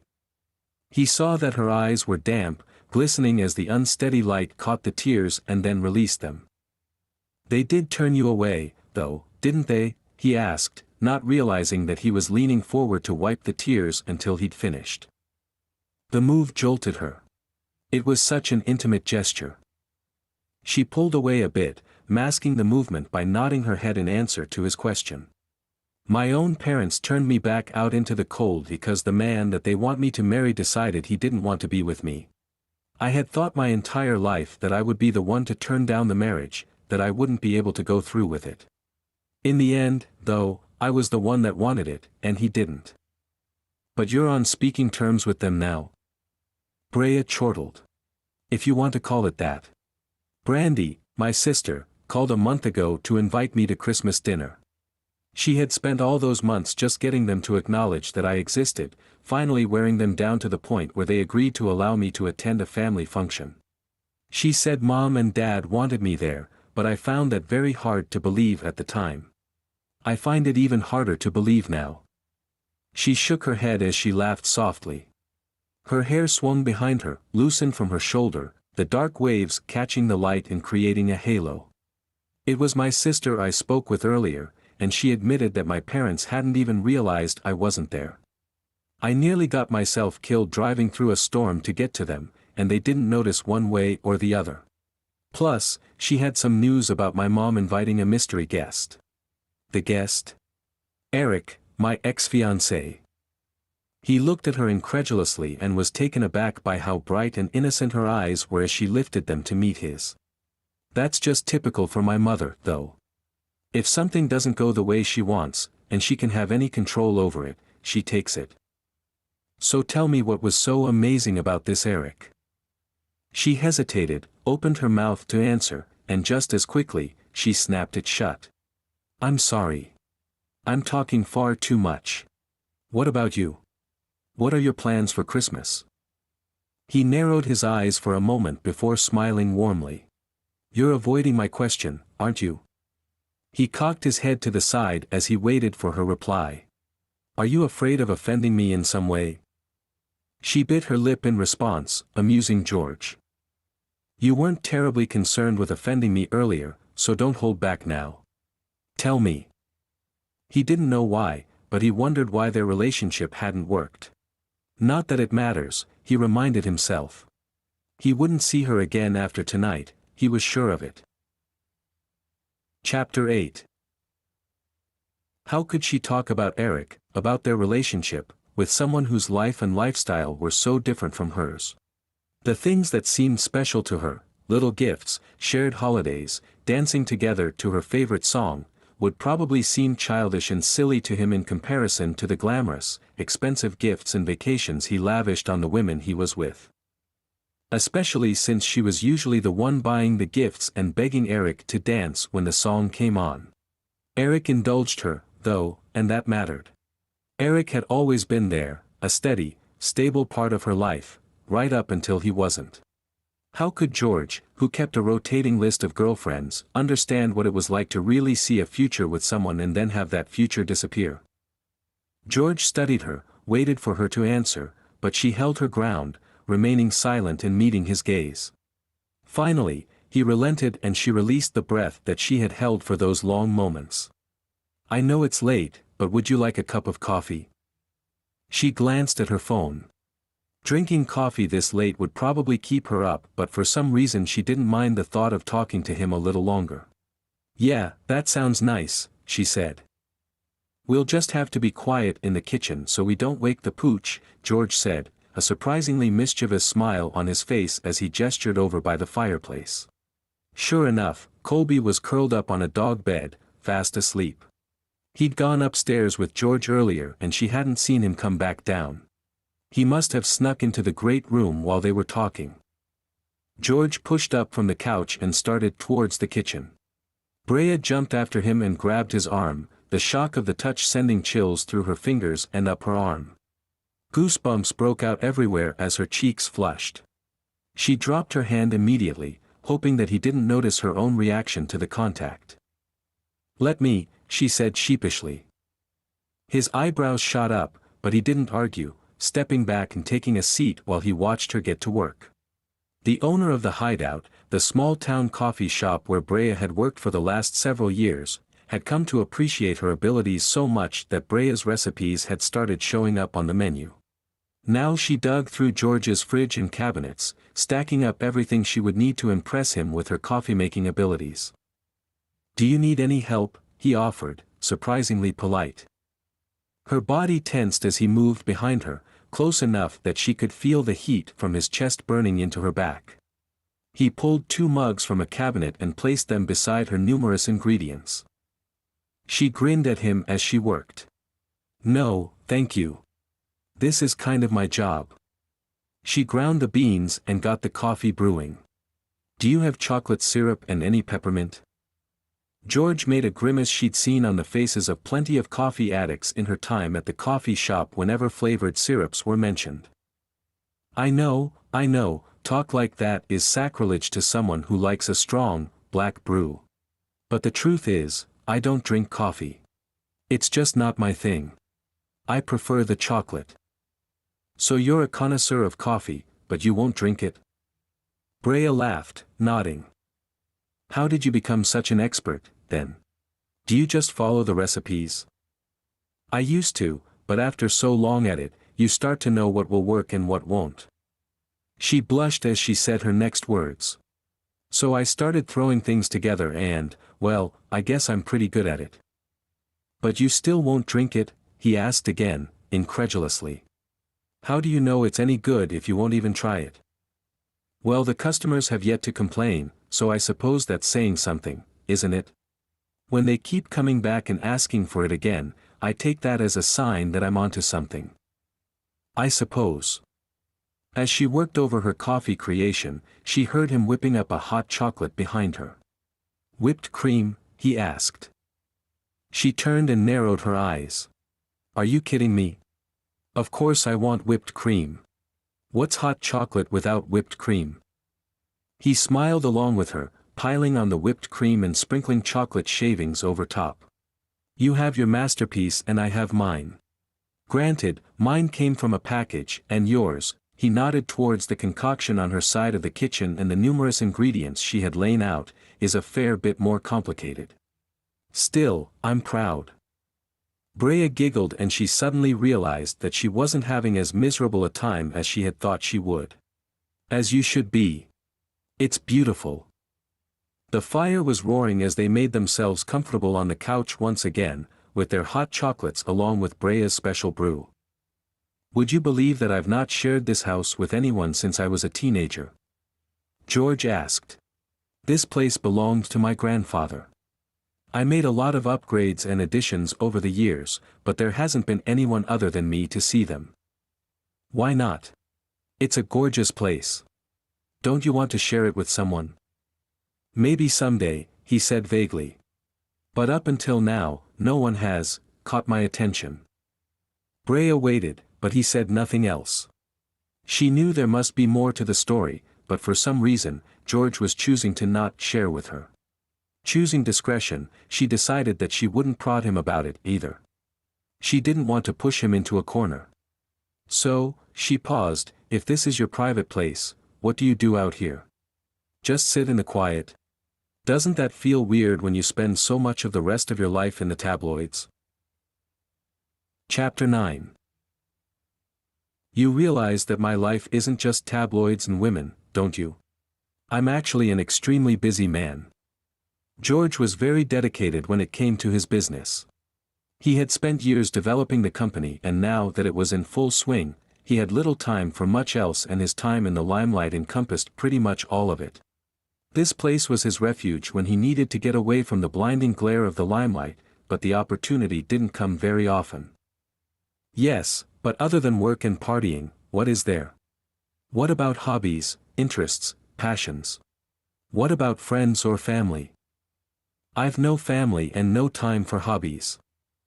He did have hobbies, but they were the type that nearly killed him every time. He hadn't lied, not entirely, he didn't have time for hobbies, not really, but on the few occasions that he did indulge himself in something just for fun, he took full advantage and went after activities that were going to keep his blood pumping and hold his interest.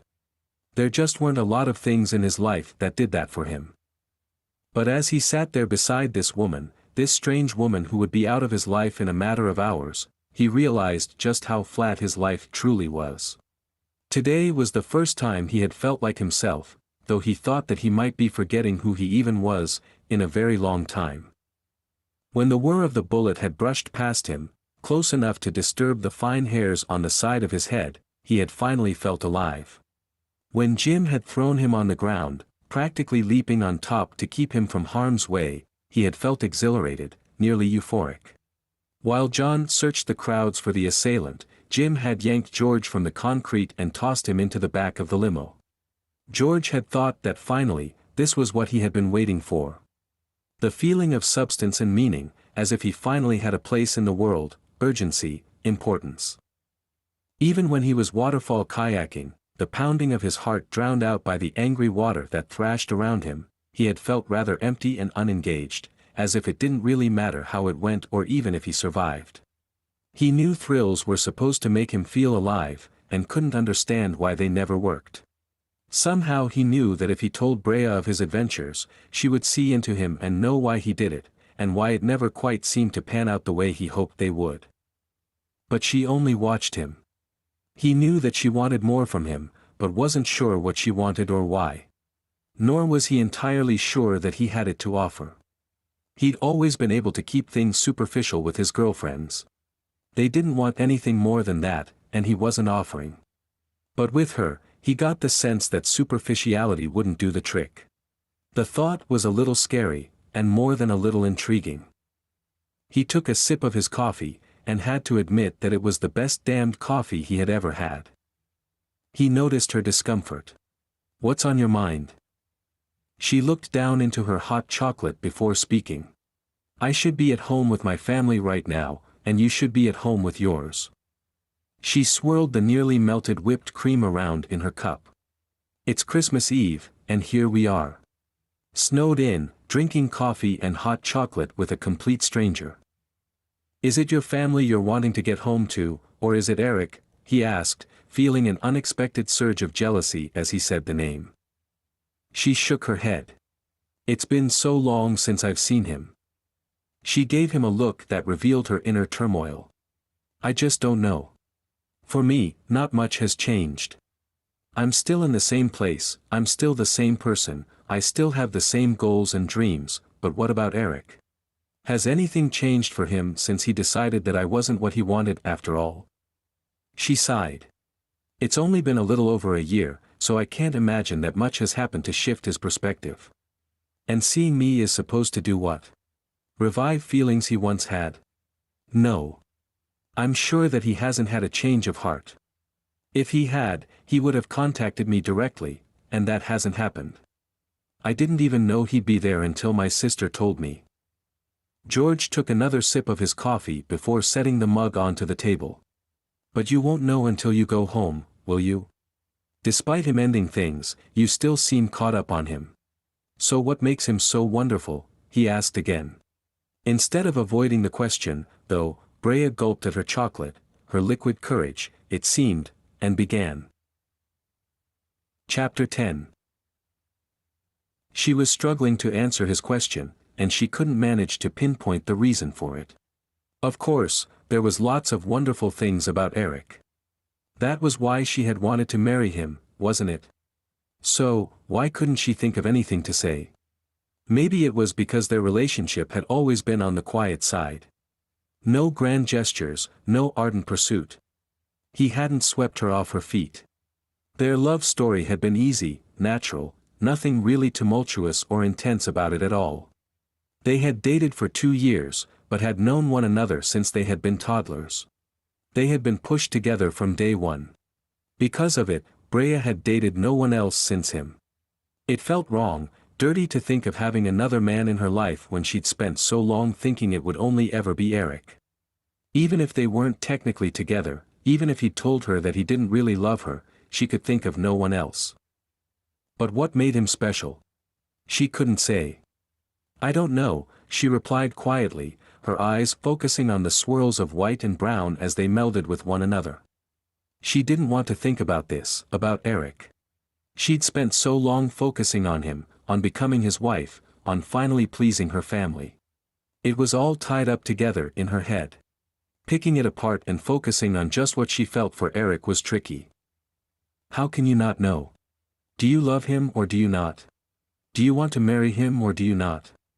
Are you going to go home and fight for him, or are you going to just let him walk back out of the door once Christmas is over? She was surprised to hear these words coming from him. It almost sounded like support, especially when he continued.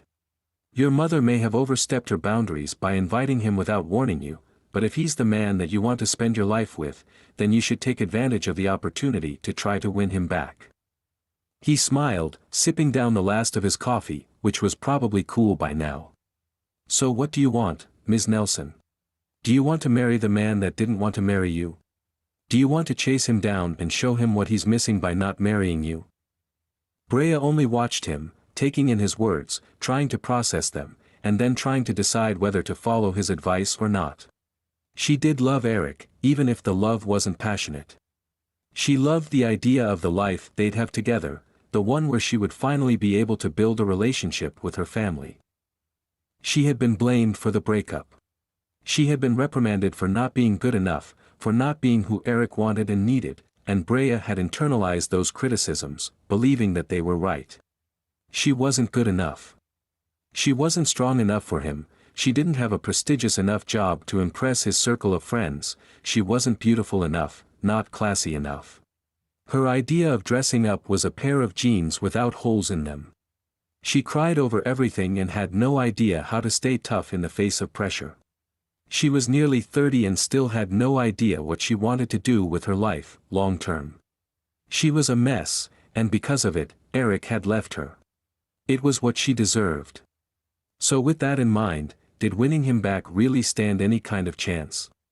If he'd realized he could do better than her, she couldn't think of a single thing she could say or do that would change his mind. And the sad, silent truth was that while she'd been devastated by the rejection, and by her family's reaction to it, there had also been a small part of her that had been relieved to not be marrying Eric after all. "I'm not entirely sure if that's even what I want," she admitted out loud. She wasn't even aware that she believed the words until she'd actually spoken to them. Even if her family had been disappointed and blamed her for what had happened, she had felt relief that she could finally make her own choice. And Eric would not have been it. Their love story had been too simple, too easy. It had made her sad to think that she might live her entire life without ever experiencing true passion and desire. Certainly, she never would have found either one with Eric. If he isn't who or what you want, then why spend so much energy on him? She sighed. My parents. I've tried impressing them, I've tried making them proud for my entire life, and always come up short. But Eric was my shot at finally hitting the mark. As his wife, I could finally get into their good graces, so I took that opening and ran with it. When I realized our relationship was cracking apart, I tried hanging on, but I couldn't. I think that, in a way, I may have once loved him. George's head was cocked to the side questioningly. Don't get me wrong, he's a wonderful man. Truly. But he isn't the man that I want to be with. Nor am I the woman he wants. She bowed her head into her hands, humiliated. I loved him in the way you love a childhood friend that you share everything with. I loved him in the way that you love your protector, your confidant. But I never loved him as a boyfriend, much less a husband. I wanted to, but I never did. She paused. He knew it too. She was talking to herself more than to George at this point. She let out a low, disbelieving laugh. He knew, and that's what it was all about. He knew.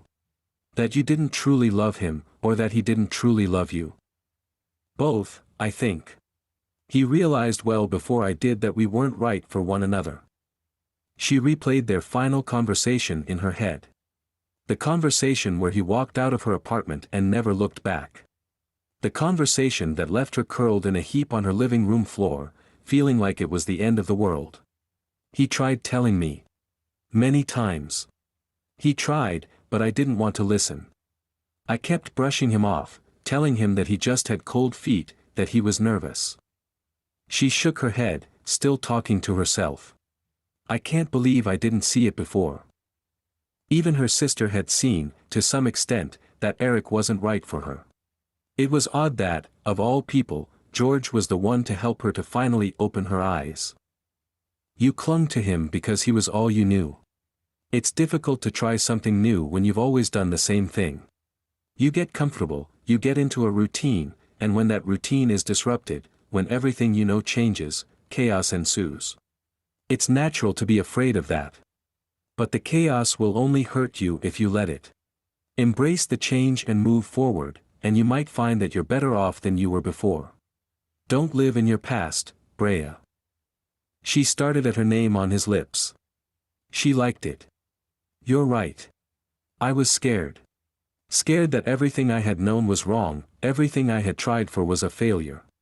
My parents certainly called me a failure often enough. I didn't want to give them any more ammunition. There was silence as they both watched the fire. George rose to add another log and to encourage the flames to continue. Colby let out a little whine and then a huff in his sleep before curling up tighter. George smiled down at the dog, his expression so warm and open that it made butterflies tumble around in Brea's stomach. He looked hot no matter what he was doing, even when he was scowling. But when he smiled, real and natural, it was like nothing else. He returned to the couch, but only after draping a blanket over Brea, who had begun to shiver.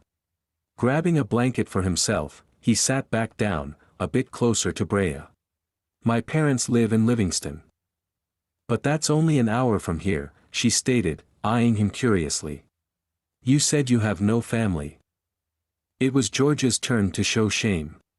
I haven't spoken to them in 5 years. When the company took off, I turned away from them and let my only concern be myself and my career. She reached out and placed a hand on his arm. What happened? Nothing. My parents are wonderful and kind. He shrugged as he looked away. Unfortunately, they didn't fit into my plan for success. The words sounded like what she would have expected from the callous, calculating man she'd taken him to be when she'd first arrived on his doorstep, but she'd seen other sides of him now and thought that there must be more to the story. Your plan for success is to disassociate yourself from your family? No, he said harshly, but she could see his face soften just as quickly as the word came out. I'm sorry, I shouldn't have snapped at you. No, it wasn't originally my plan. My plan was to be successful. To never struggle financially like my parents did. My plan was to make a name for myself. And I decided a long time ago that that meant I didn't have time to waste on a family. But aren't you lonely? Spending every morning, every night, every holiday with only yourself? How can you stand being so alone? Chapter 11. George turned to the fire and closed his eyes. He heard her voice, her words cutting into him, but he wanted to block them out, keep them from penetrating past his shell. He didn't want to feel. He didn't want to think about his past or his family. The conversation was over. He was done with talking, done with Brea. He pushed the blanket away and pushed up from the couch. Good night, Ms. Nelson. He walked to the stairs, but did not ascend just yet. If the fire dies down and you become cold, wake me and I'll build it back up for you. George, she called softly. Mr. Clark. He stopped on the stairs, but didn't reply or turn around to face her. I'm sorry if I said something to offend you, she stated softly. I just can't imagine not having a family, especially if by choice. But it is your choice, and I've no right to judge your situation or position. She did not ask him to stay, but he suddenly realized that he wanted to. He sighed, the foreign emotions taking over. Why in the hell did it hurt? The only things he cared about were the numbers in his bank account, the number of clients he had, and the size of their contracts. That was what he'd chosen to dedicate himself to, and that dedication had paid off. He was living the life he'd always wanted. Everything was perfect. It was. It had to be, otherwise what had all of it been for? Reluctantly, as he stood at the base of the steps, he recalled a Christmas Eve 20 years before. He recalled baking cookies with his mother in the kitchen, hanging stockings, quite literally, George's father's long socks, and decorating the tree with homemade ornaments. Writing Santa a letter, his father reading him a bedtime story, then urging him off to bed before the sleigh bells could be heard. He recalled the magic of the snow falling outside and waking up Christmas morning, surrounded by white blankets across the wooded floor. He'd run outside to greet the cold, looking for signs that Santa had been there the night before. George would always find hoof prints and crumbs. He recalled the warmth he had felt, both inside and out, when his mother would hug him good morning, place a stack of hot buttermilk pancakes in front of him, and tell him to eat up quickly so they could open presents. He would look to the tree, always a scraggly Charlie Brown type tree but beautifully decorated, the ornaments preserved with care and treasured through the years. It never quite looked like the fancy trees he'd seen in department stores or on TV. There was never brightly colored paper wrapped around big boxes and topped with red oversized bows. But there were presents, wrapped roughly in old newspaper and bound tightly with twine. It might not have been perfect for some families, but at the time, it was perfect for him. He had love, and that was all he had needed back then for happiness. George returned to the couch and pulled the blanket back over him, though the fire was in full swing. The only chill he felt was internal, stemming from what he was going to reveal to Brea. And to himself. My parents, he started, my parents were very much in love, and they were loving toward me, as well. I never went without affection or the basic needs. He glanced at Brea, who was listening intently. Neither of them had much in the ways of an education, so the majority of my life saw them working multiple jobs, sometimes each pulling 18-hour days, 6 or 7 days a week. I rarely saw them, as I was usually cared for after school and into the evening by the elderly woman down the street. Mom was usually the first to finish work, so she would be the one to come get me to take me home, carrying me to the car, driving to our house, and then bringing me inside and tucking me into bed. She would kiss me goodnight, sometimes read me a story or sing me a lullaby if she wasn't completely exhausted. Dad would come home in the early morning hours, just as I was getting up for school. He would always cook me breakfast and then split the comics with me so we could read them together. Then he would shuffle me out the door to school, and he would shuffle off to bed to get some rest before he had to go to his next shift. He was tempted to stop here, but Brea looked hungry for more. I barely knew them, he continued. They worked so that I would have all of my needs cared for, but every day was a struggle for them. Every day, I wondered who they really were, why they couldn't be there for me like the parents of my school friends. Brea was watching him with compassion, but he couldn't look back. He was shocked at how much it hurt for him to relive those moments, though they were so far in his past. Now that I'm older and able to understand the world better, I wonder who they would or could have been, had I not been in the picture. Had they not had to provide for me? He was shocked to hear himself say such a thing, but even as the words escaped, he knew that they were true. He had blamed himself for their struggle, for his parents never being able to enjoy their lives to the fullest. He was a burden. He had stood in their way of true happiness because they had a duty to their son. Brea said nothing, but her hand found his and held it tightly. She was warm, her hand small and soft, delicate. He clutched her hand tightly, appreciative of the fact that she was there. It hurt for him to relive the past, but he couldn't have imagined the amount of relief that he would feel as well. Chapter 12. His skin was soft and smooth, his fingers wrapped tightly around hers. His head hung low, and she felt a tug at her heart for him. They loved you, though. Right? Yes, they were always very loving. The little time that we had together, they made every effort to make me happy, but there was just so little time because we were always broke. Even with them working around the clock, the pantry was always half empty, the milk always a day away from expiring, the power got shut off every other month. There was love, but that was pretty much all we had. But they loved you, was all she could say. George knit his brows together. Yes, they did. I only mean, well, it's just that, having come from parents who rarely showed affection, if at all, I know that I would much rather have had their love than the material things they provided. She paused, testing George's reaction in hopes that he would understand. We had all the stuff that we needed and wanted and then some, but the love wasn't there. I would have, and still would, do anything to have that love. He gave her hand a squeeze, his touch sending a spark down her spine. She wasn't sure what the little shockwave meant, but she didn't want to let go of his fingers because of it. She wanted to feel it again.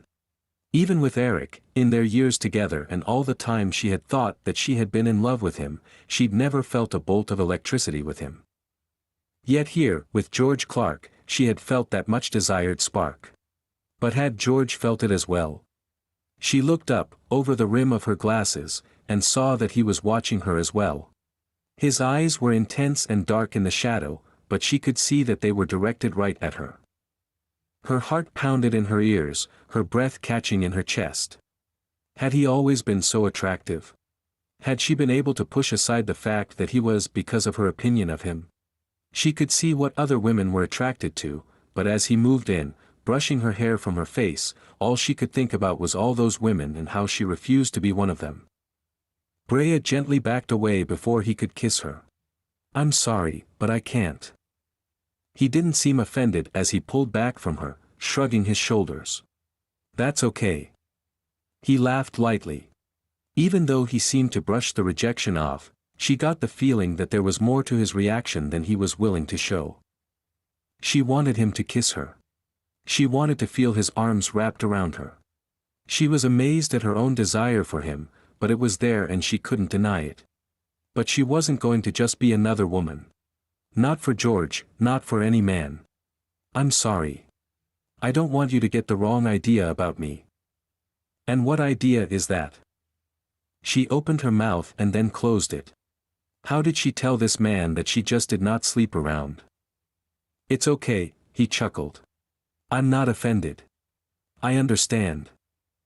She smiled in appreciation as he motioned for her to come near, laying back slightly against the arm of the couch. Come here. It's starting to get chilly again, and I'd rather not go outside just yet to grab more wood. She could hear the wind howling, beating anxiously at the sides of the house. The fire was still going strong, but she could tell that it wouldn't be long before it faded. She nudged over to him, unsure if she was doing it for warmth or because she wanted to feel his arms around her and his heart thudding against his chest. She told herself that it was the first, but she feared that it might be the second. The Clark charm was getting to her. He wasn't just warm as she curled up beside him, placing her glasses on the table so that she could press her face against him comfortably. He was burning up. Or was that her? She was small enough that his arm wrapped around her like a cocoon, enclosing her completely.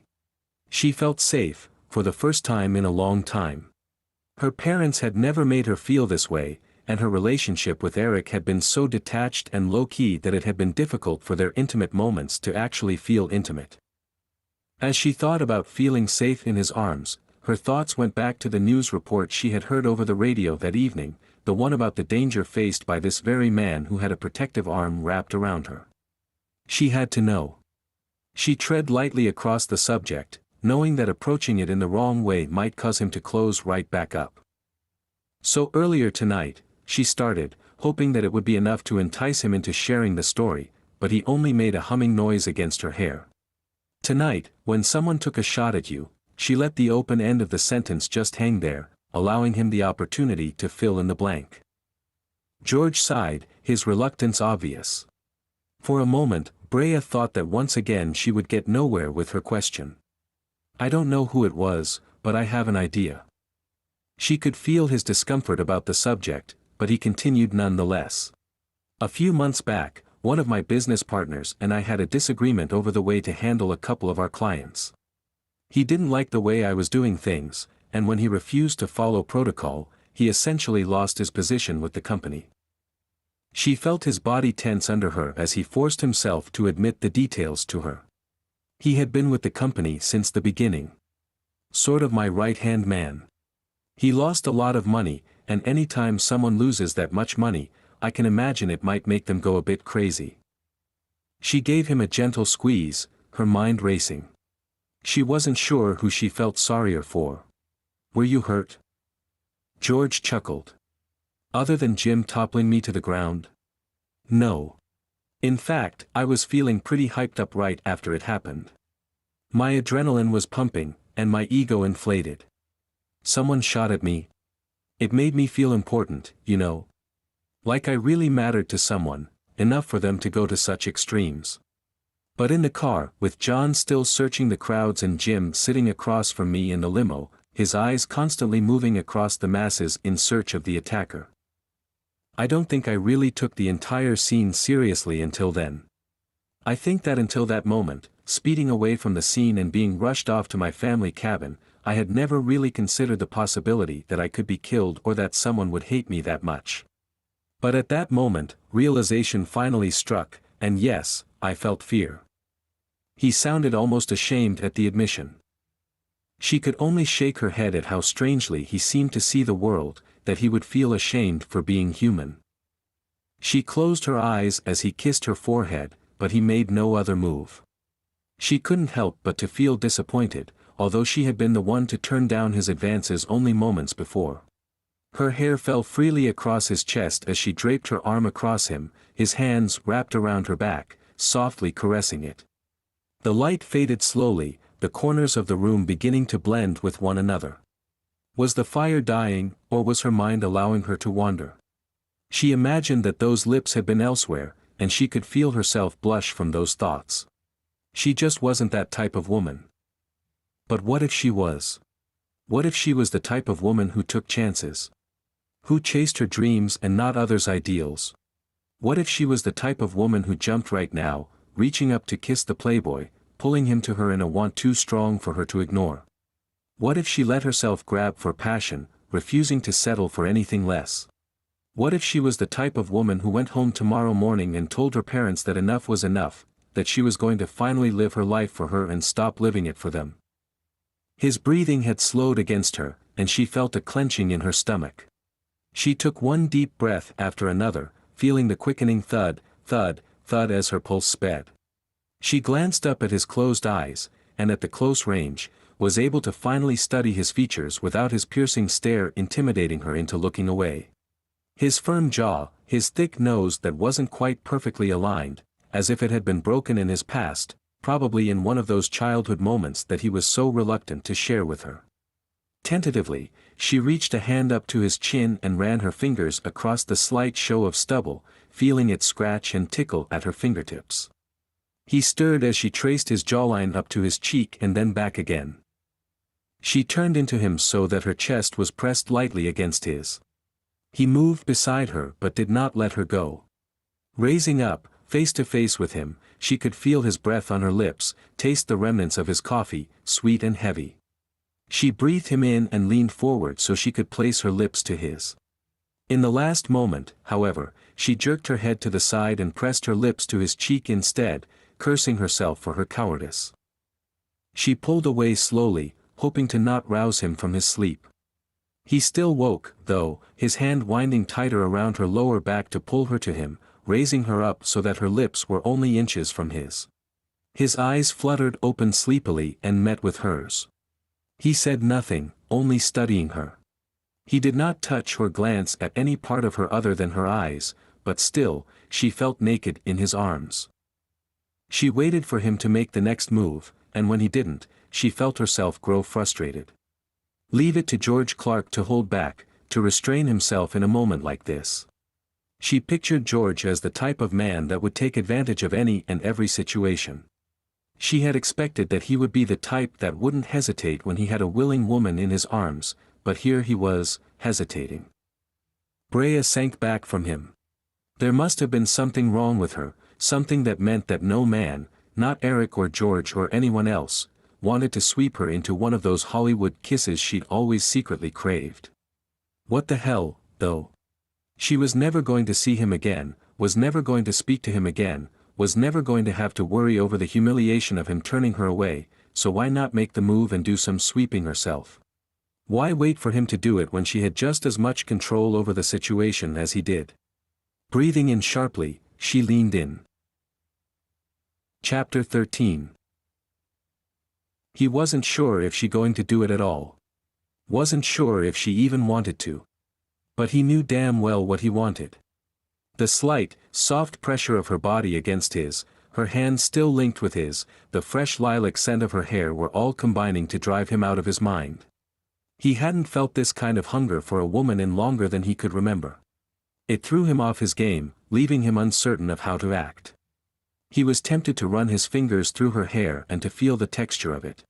But she had already turned away from the intimate moment, and he wasn't going to push it now and risk scaring her out of his arms. When he woke to her hand on his chest and her lips warm against his cheek, he was surprised to find that he felt a shock of pleasure shoot through him just from that. Something so simple, but he mentally sighed when she pulled away, wishing that she would linger just a moment longer. There was something about her that made him just want to feel her in every way. His eyes had opened to find her watching him, and he could see that she'd had no intention of being caught. This revelation alone was enough to make him smile. He pulled her up so that she was nearly nose to nose with him, feeling her breasts pressed against his naked chest. He held her gaze, wanting his mouth to take hers. Wanting to slide a finger into the strap of her top and slide it over her shoulder so that she could free herself from the restricting fabric. He wanted to, but he held himself back. He wanted this to be on her terms. If she wanted it, he wanted it to be her choice. She watched him, her eyes bright even in the dying light. She tried pulling back, but at the last moment, she caved into what he hoped was the same desire that he was feeling, and allowed her lips to wrap around his. She was exhilarating. Her skin felt like it was on fire as he caressed her shoulders and her back. Her lips burned into him as they tasted one another. He could feel her shudder under his caress, urging him to continue his exploration of her body. He was nervous about making her uncomfortable. When she grasped one of his roaming hands and pushed it down to her hip, and then her thigh, and between her legs, the heat he found there burning at him, he knew that she wanted it just as much as he. He was itching to explore her entire body, but he wanted to take his time with her. He wanted to make her feel appreciated and desired, admired for who she was, for her natural beauty. He wanted her to know that it wasn't just about what he was going to get out of it, that it wasn't just about his pleasure. He wanted to please her, he wanted to make Brea shiver, shudder, moan and groan.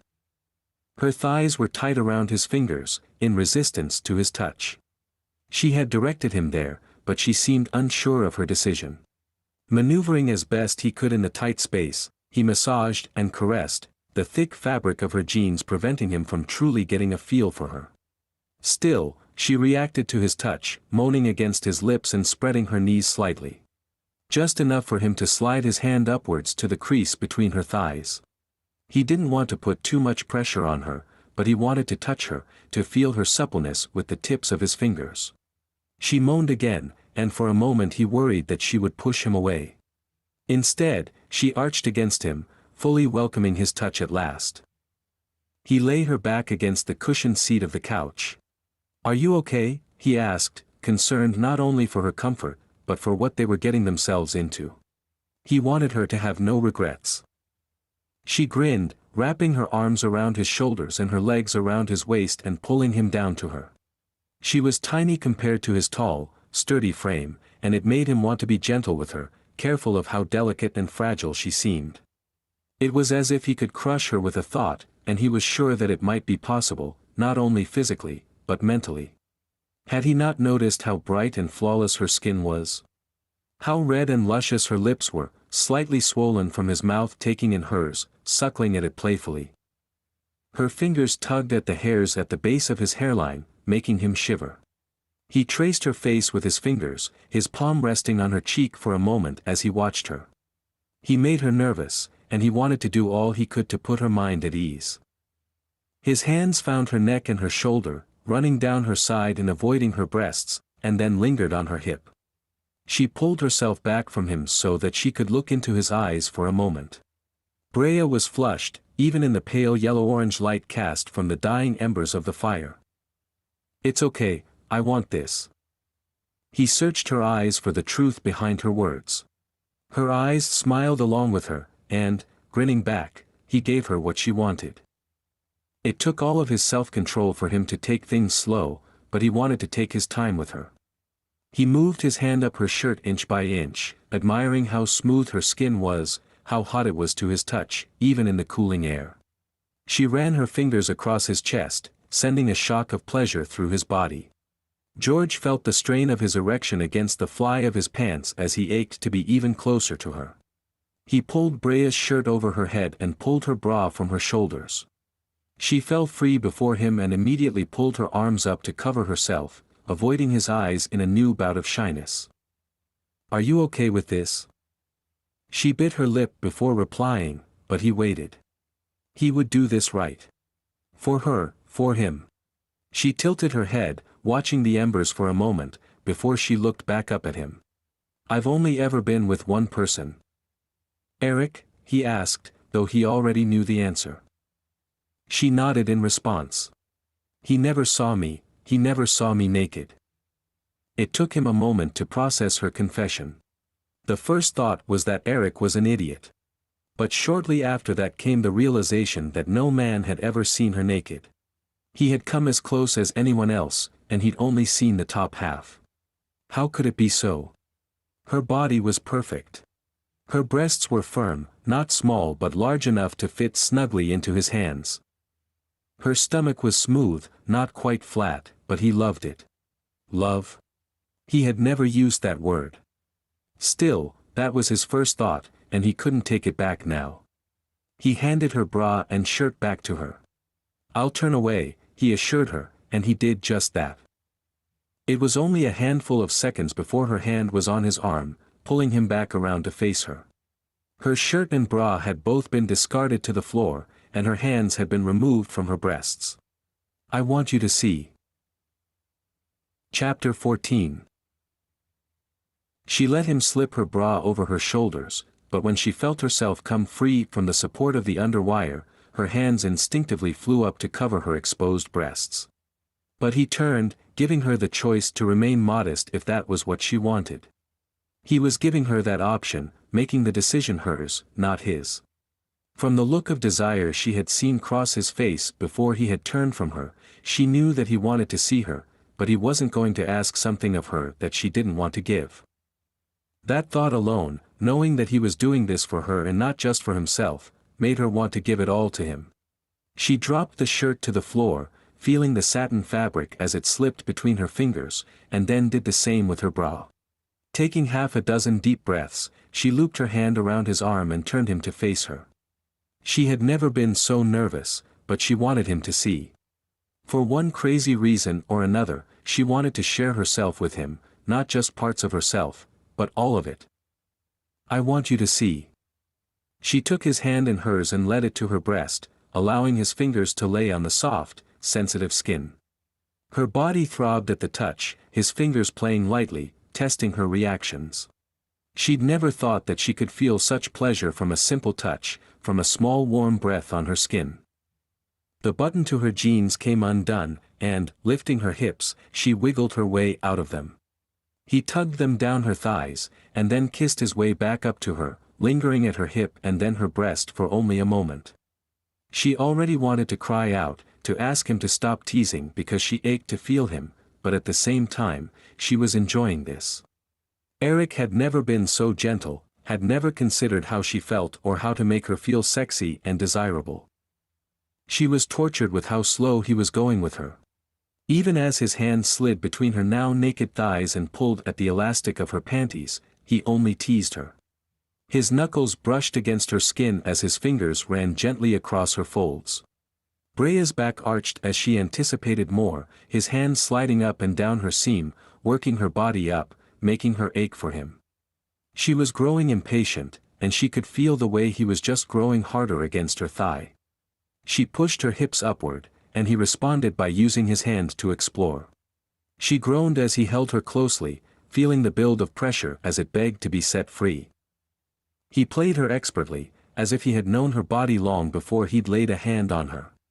He moved down to her chest and traced his tongue around the curves, before taking one of her nipples between his teeth. She wasn't sure if she wanted to laugh or groan at the unfamiliar sensation, so she did a mixture of both, making George laugh softly against her, sending vibrations across her breast.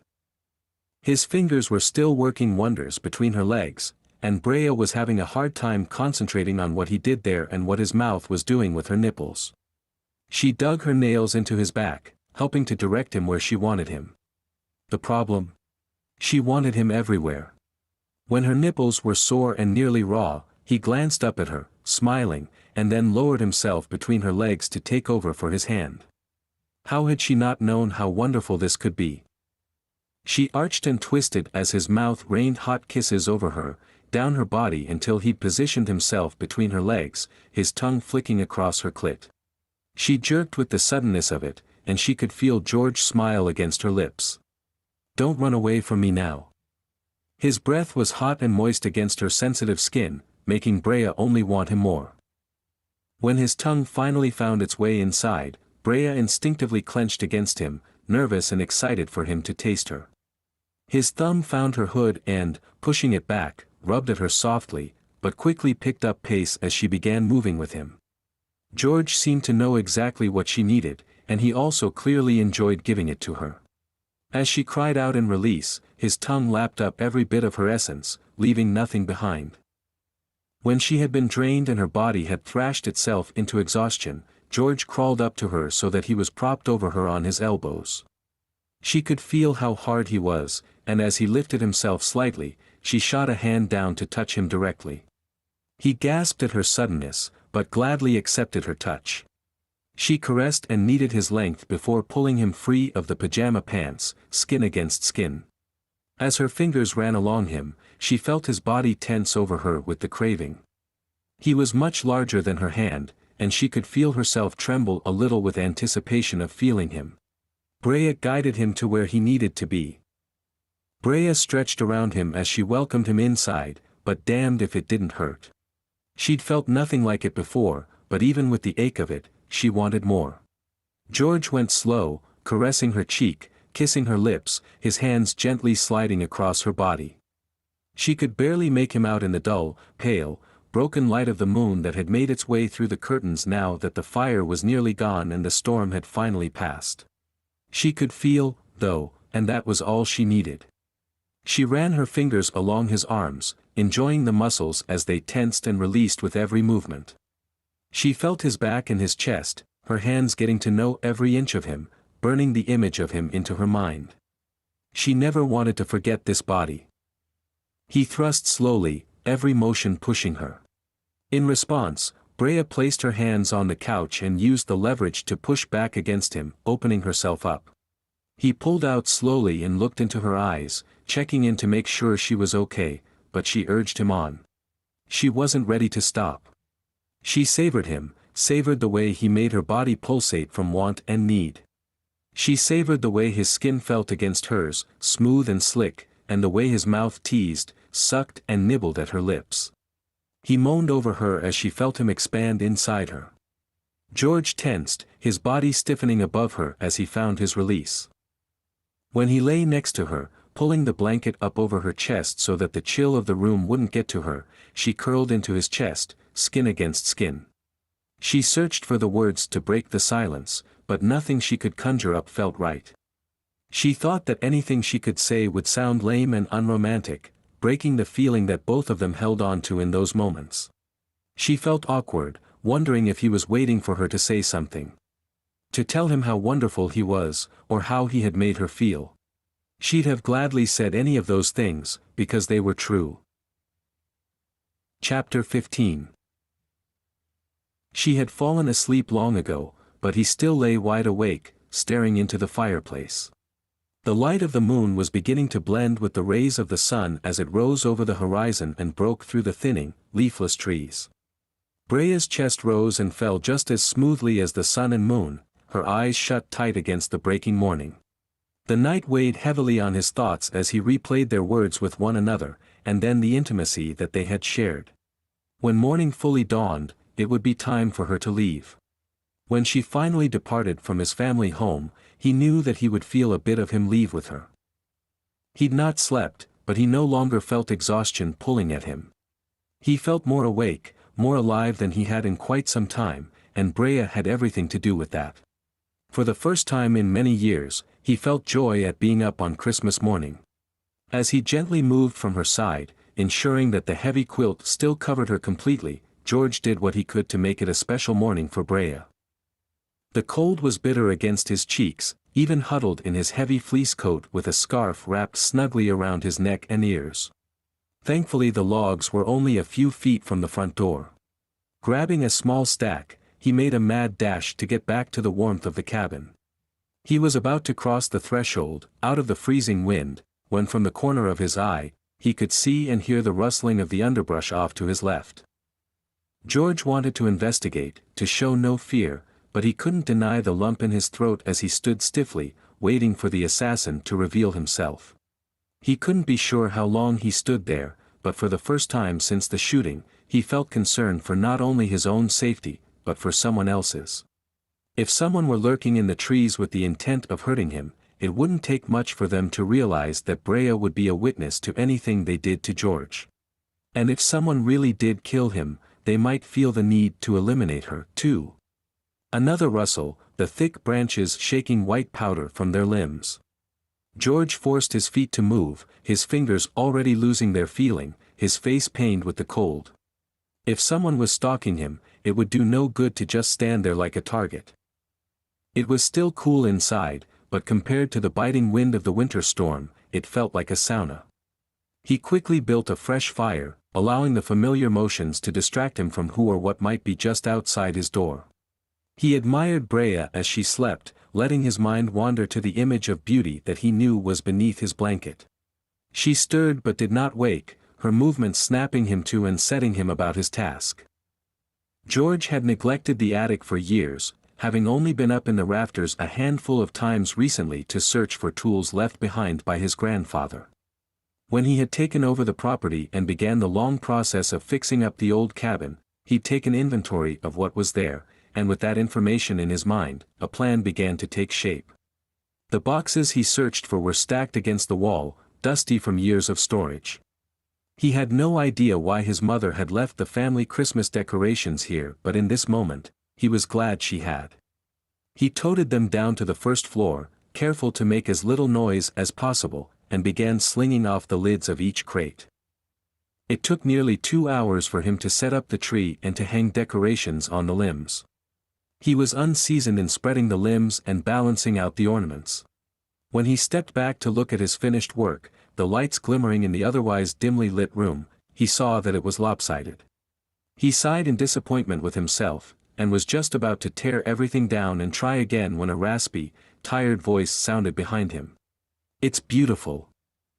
Brea sat on the couch, the quilt pulled over her breasts but her shoulders still bare. He smiled nervously. How long had she been watching him? "Good morning." He went to her side and kissed her cheek. "I thought that, since you didn't get to wake to your family's Christmas tree, that the least I could do was to give you one to wake to here." He glanced over his shoulder at his Charlie Brown fake 6-footer. "I'm afraid I haven't put one up in quite some time, so it's a bit sad to look at." She took his hand and pulled him onto the couch. "No, it's perfect."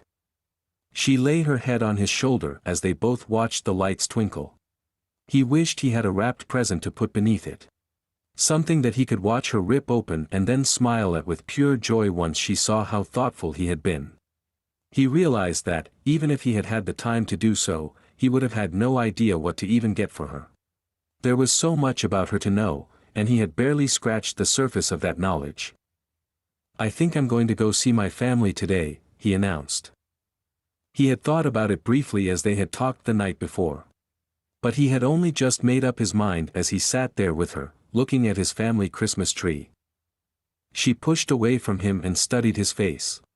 "Really?" she asked excitedly, then sighed. "George, that's wonderful. I know that they'll be thrilled to have you." She hugged herself to him tightly, and he held on to her for several long moments.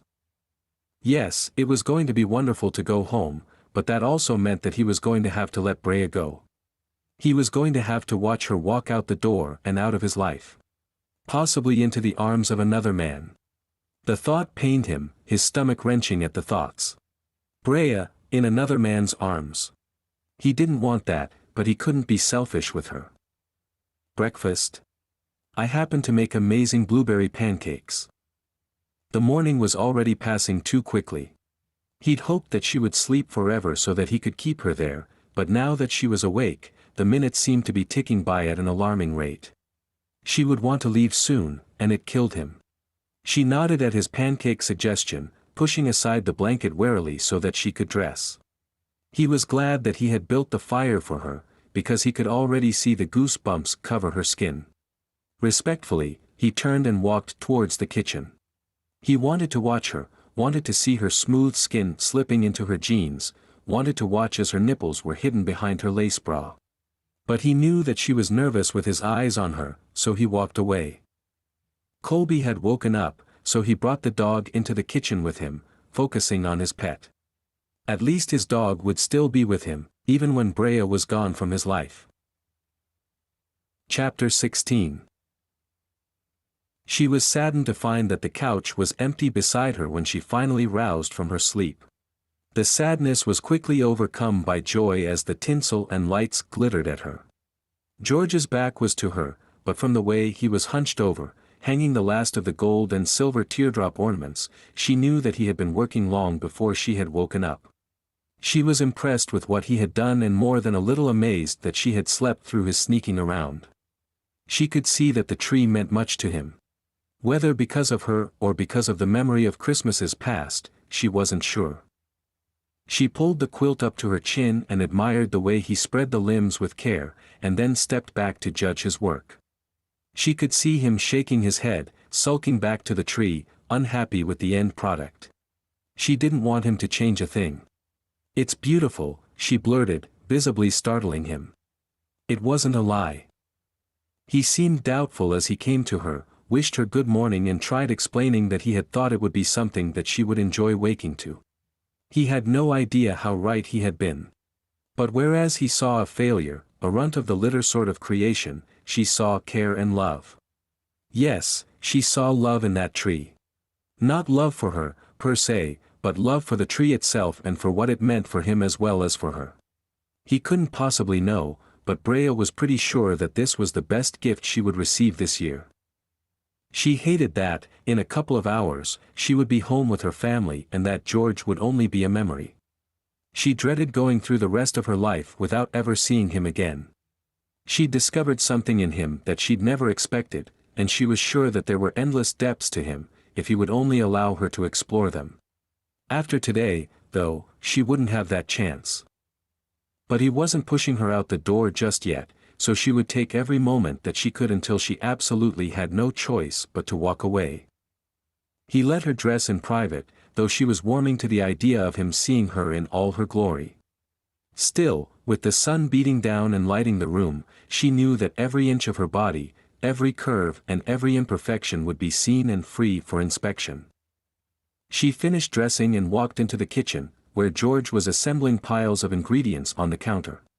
Colby was over in a corner, chowing down on his breakfast with great enthusiasm. "Merry Christmas," he said, pausing to smile at her. "Same to you. And wow, you weren't kidding about breakfast," she laughed. "You do realize that it's just the two of us. Well, three of us if Colby can con you into sharing." Something flashed across his face and disappeared just as quickly. "I'm hungry, I worked up an appetite last night." She felt heat rush to her cheeks as she had visions of them trysting under the blankets. "Yeah, same. We need to celebrate the holiday this morning, so I'm making blueberry pancakes with lemon curd, banana compote, and sides of Stilton cheese sausage and applewood cured bacon. Coffee for me, mocha for you, and Veuve Clicquot mimosas for two." She stood frozen in place at the abundance. That's too much." "Nonsense," he scoffed. "We'll eat every bite, I guarantee it. I could use a sous chef, though." George gave her a hopeful look. "Of course, I'm happy to help. I know my way around a kitchen too, although my menus tend to be more of the scrapple and grits variety." He laughed. "What the hell is scrapple?" She walked over and gave him a kiss on the cheek. "You don't even want to know." George held her gaze for a moment, then grabbed a remote from the counter and pushed a few buttons. Within seconds the room was enveloped in cheery Christmas music. "You can work on the lemon curd while I whip up the pancake batter." Brea glanced at the ingredients. "Where's the mix?"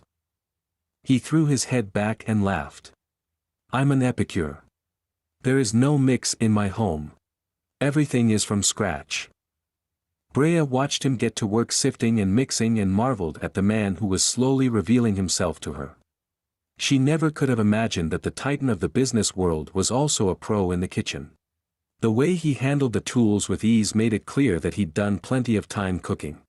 He barely even glanced at the recipe. She wondered how many other women he'd made meals for. It was a total woo move since no one could resist the power of homemade breakfast. "Are you cooking or just supervising?" George teased, holding a batter-covered spatula above the bowl. Brea jumped, realizing that she'd been so caught up in her thoughts that she hadn't touched the pile of lemons in front of her. "Sorry." "Yes, chef," she joked, grabbing a lemon. They worked in companionable silence for a few minutes until Brea couldn't take it. She wanted to learn more about the puzzle of the man who was currently licking the batter from his fingertip. "What's your favorite Christmas memory?" she asked him. He answered quickly, almost like it was a canned response for a TV interview. "Oh, it was probably the year my first company broke our quarterly records. We had a big blowout holiday party, everyone had an amazing time. Brea put the lemon down and stared at him. Oh, come on. That's your favorite memory? What? He said, sounding genuinely surprised at the pushback. Well, it's not very emotional. Tell me something real. George went quiet and seemed intensely focused on the batter. I don't usually talk about this, he said in a quiet voice. Because I don't want people to think that I do it for publicity. I mean, the majority of my life, yes, I want people to see a certain side of me, but this? Well, it's just for us. Brea bristled at the mention of an us. Who could he be talking about? Every year I pick a different foster child organization and clear the kids' holiday wish lists. No one knows that I'm the one doing it, my assistant signs all of the paperwork with Santa. Brea felt her eyes well unexpectedly. Are you serious? He nodded. It's literally the best thing ever. Those kids want so little, it breaks my heart. They list things like clean socks and sneakers without holes on their Christmas lists. It's almost like they're afraid to ask for true gifts. You can imagine that I, embellish the lists a bit. With what? They want sneakers. They get 3 pairs. Plus, the hottest video games out there. A little girl wants a doll. Their new dolly comes with an entire wardrobe, plus matching outfits for her. The teenagers want a skateboard or bike. They get the top of the line, plus all the safety gear to go with it. I make sure those kids understand what the magic of Christmas feels like.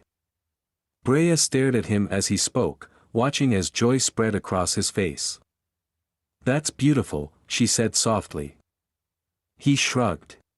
I wish I could do more, honestly. Anyway, enough about me. What's your favorite Christmas memory? She tried to come up with something that came close to the magic of what he'd just told her but couldn't. She opted to avoid the question. Ooh, speaking of holiday memories, I should probably call my family and let them know I'm okay. Give me 2 seconds.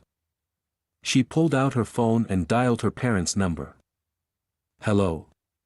The voice that answered was a little too cheery, a little too young and vibrant, a little too kind and innocent.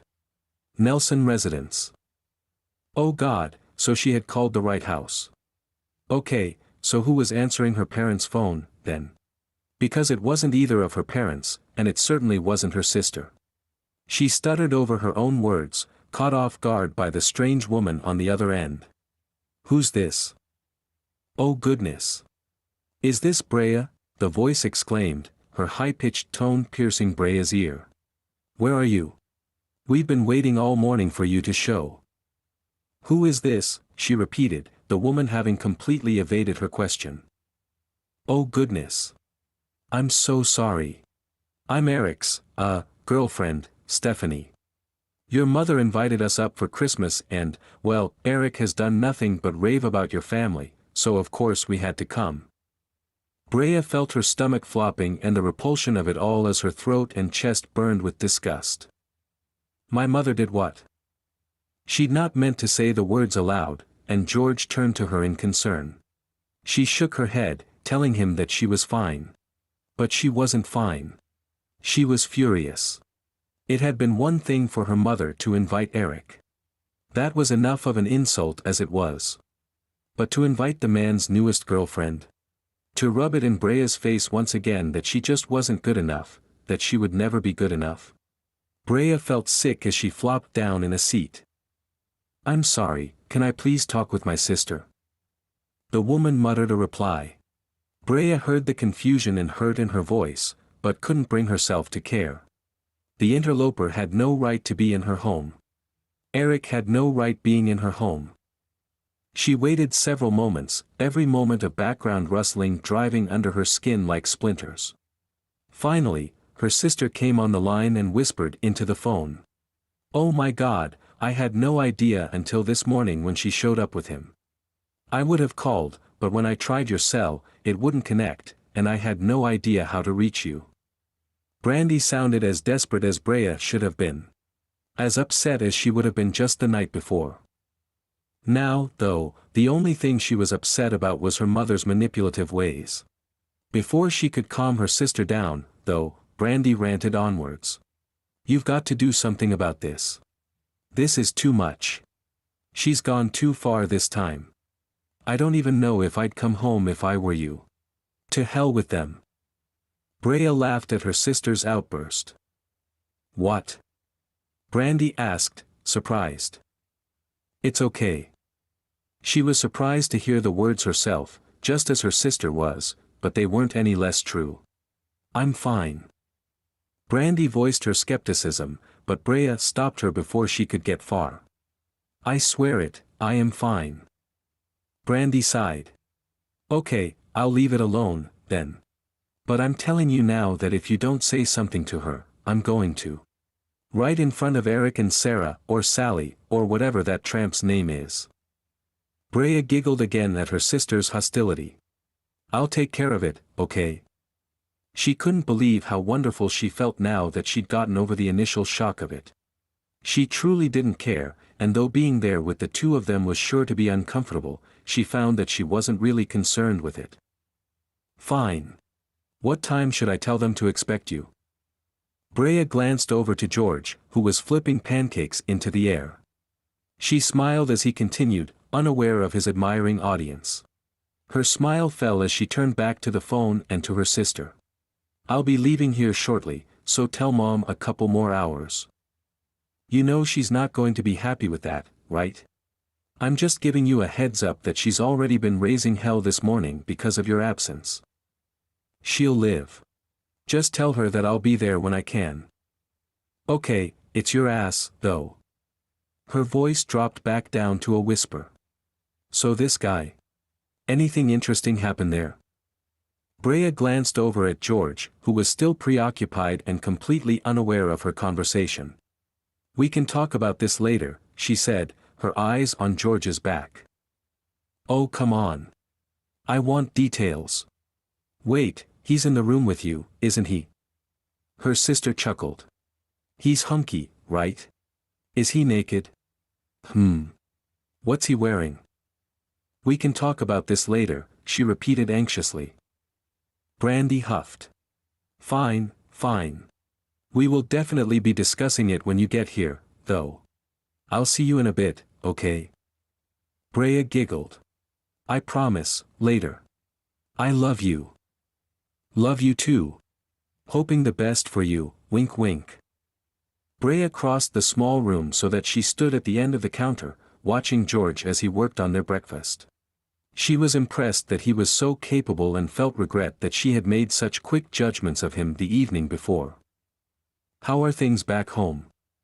He slathered butter and poured syrup before placing the plates on the table, strips of bacon lying to the side. "Are your parents upset that you've not made it home yet?" Brea smirked as she replied, "You have no idea. My mom has this schedule that she follows, to a T, every single year. I've thrown her plans so out of whack that she'll probably stay drunk until after the new year." George laughed as he munched on a pancake. "And what's going on with Eric?" Brea blushed at the mention of his name. Not because she was ready to get home to see him, but because of how much of a fool she had been. Now she realized that what she had felt for Eric was only a fraction of what she could feel for someone who truly mattered to her, and she thought that George could possibly be that someone, if he would ever allow it. She frowned, knowing that he had never given any indication that he was the type to settle down. She couldn't make herself out to be a fool in front of him 2 times in a row. He's there already. With his girlfriend. She didn't much feel like laughing, with the thoughts of losing George coming to mind, but she forced a small one for his sake. He reached across the table and held her hand for a moment. She felt sick with the sting that it left on her skin and in her heart. "I'm sorry. Are you going to be okay?" She gave him a reassuring squeeze. "Yesterday, I'd have been a wreck with it. Today, though, I feel quite a bit differently." George smiled and, leaning across the table, kissed her. He tasted of syrup and blueberries, and she held him there for several moments before allowing him to return to his breakfast. Chapter 17. When he had asked about Eric, he hadn't expected to feel worry over her answer, but he'd felt his stomach clench into a knot as soon as the words were out of his mouth. But when she spoke, her voice was lighter than it had been when they had spoken of him before. Even when she divulged to him that Eric was at her home with his new girlfriend, she spoke passively, as if it truly meant little to her. He couldn't help but to feel relief. George didn't feel that he deserved her, but he knew that Eric didn't either. Any man that would be willing to break the heart of a woman like Brea's was undeserving of the love that she had to offer. George wanted better for her, even if she wouldn't allow him to offer it. He could feel her hand still pressed against his even after she had released him, his lips still burned with desire as he pulled away from her. He was already making this harder on himself than was needed, but he couldn't resist her. She was beautiful in the bright sunlight, its beams reflecting off of the pure white snow, illuminating the room. Her hair glowed in the light, her eyes tired, but bright and glimmering. Her skin was radiant as well, fresh and still pink. He didn't want to let her go. The front door swung open, loose powder blowing in behind the two men as they entered. They were impressively built, both dressed in black from head to toe. George rose from the table as the men entered the kitchen, their eyes never leaving Brea. He could already see the suspicion and concern on his bodyguards' faces, so before they could do a full body and cavity search, he stood between Brea and them protectively. "Jim, John, this is Brea." He turned to Brea but still stood between them. "Brea, this is Jim," he patted the taller one on the shoulder. "And that's John," he nodded towards the shorter, stouter man with a balding head. It wasn't the first time he'd surprised them with an unexpected female guest, but they knew that he never had guests at this house, not to mention, he could tell that they were still on high alert after the shooting. He was thankful to have them by his side even though they were often over the top about his safety.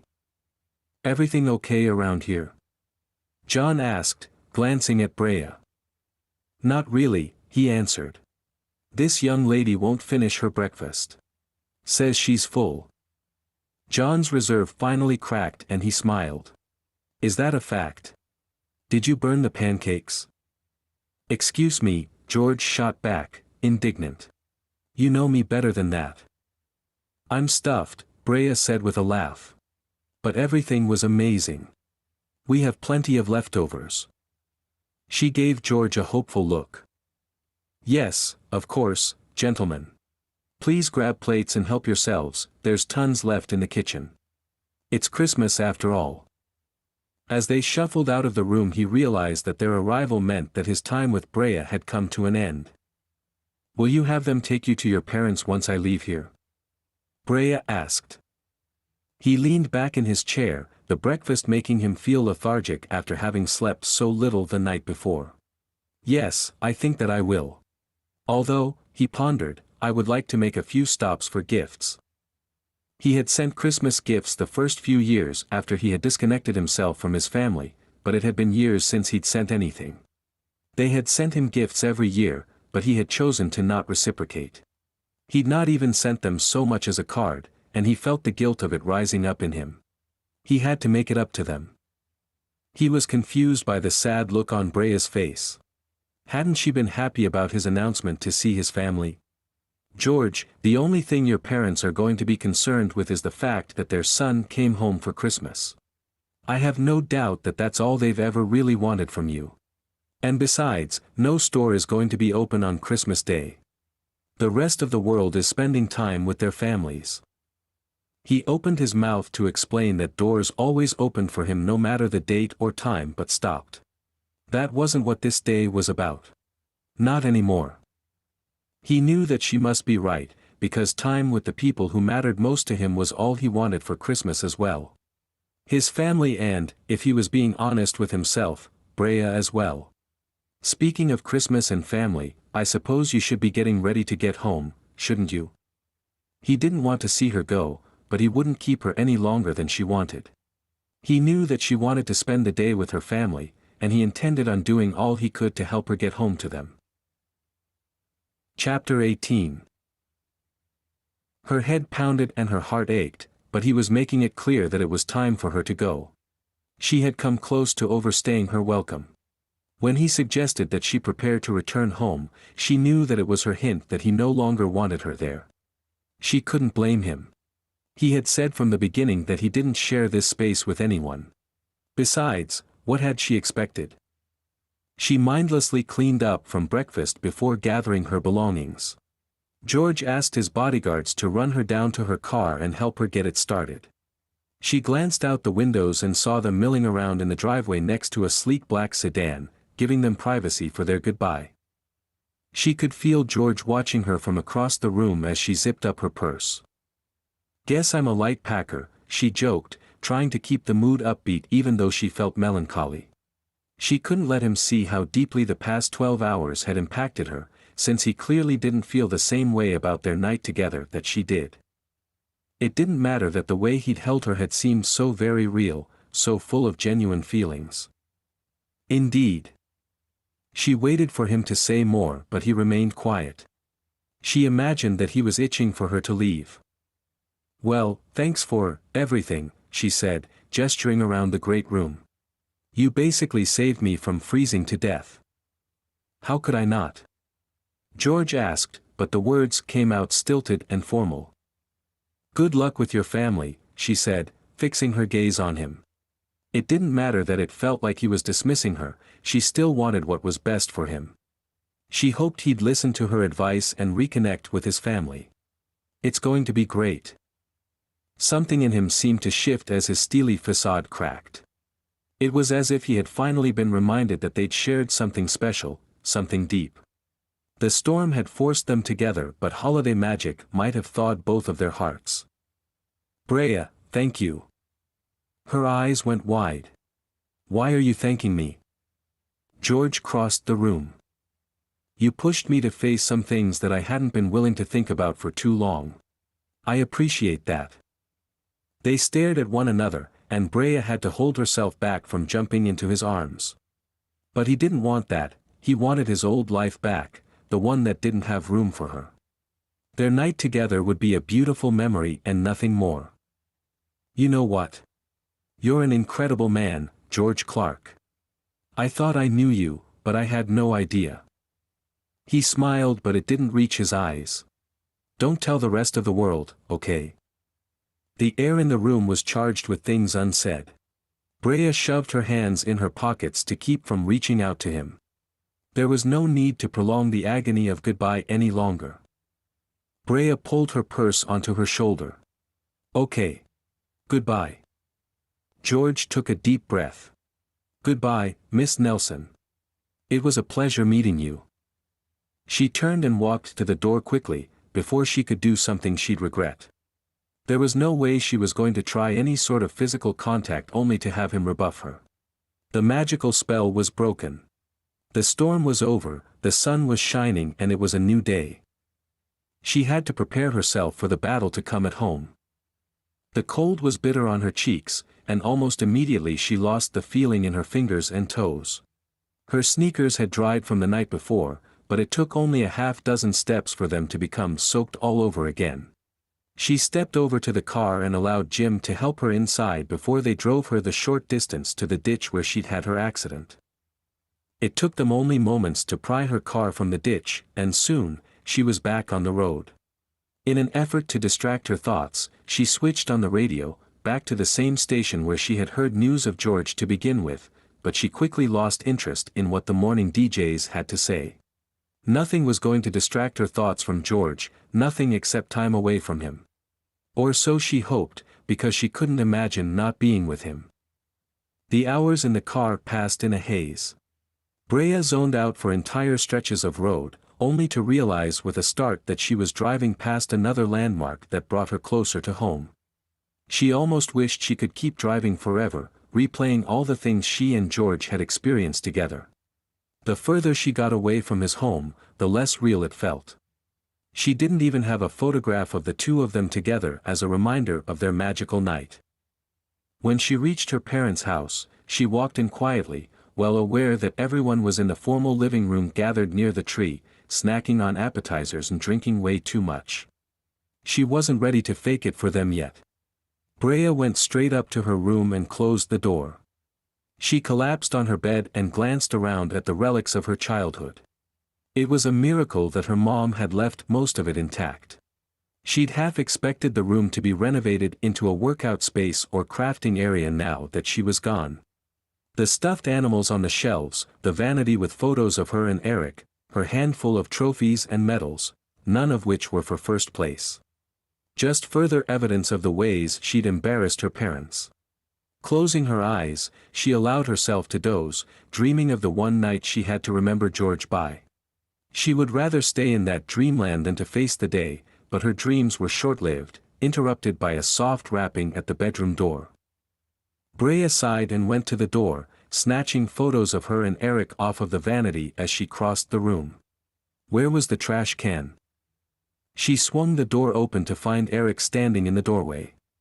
She waited for a rush of emotions and felt nothing. "Hello, stranger. I saw you come in, but you just blew through without saying anything." He scanned her up and down. "Are you okay?" She'd envisioned what it would be like to see him again, and the reality was nothing like the way it had played out in her head the day prior. The feelings she expected to flood her, feelings of missing him, wanting him, hoping for a reconciliation, were mysteriously absent. Sure, he looked fantastic, because Eric always looked great. But it was in a fussy, boyish way, with hair that was too coiffed and an outfit that looked more like a costume. She couldn't tell if he was wearing the ugly Christmas sweater ironically, or if it was an actual gift from her mother. "Yes, I'm fine, thank you. I'll be down in a bit." She turned to go back to her bed, but Eric followed. "Look, I know that this can't be easy for you. I understand that my being here might make you a bit uncomfortable, but I think that it's important that we remain friends." Brea gave him a confused look. "I'm sorry that things turned out the way they did between us," he continued. "But I am almost as much a part of this family as you are, so we need to find a way to make things work so that you can keep your emotions in line. I'm moving on, and one day, I hope you'll be able to do the same. It's okay to still have feelings for me, but I want you to know that I'm happy now. With Stephanie." Brea frowned. "What are you talking about?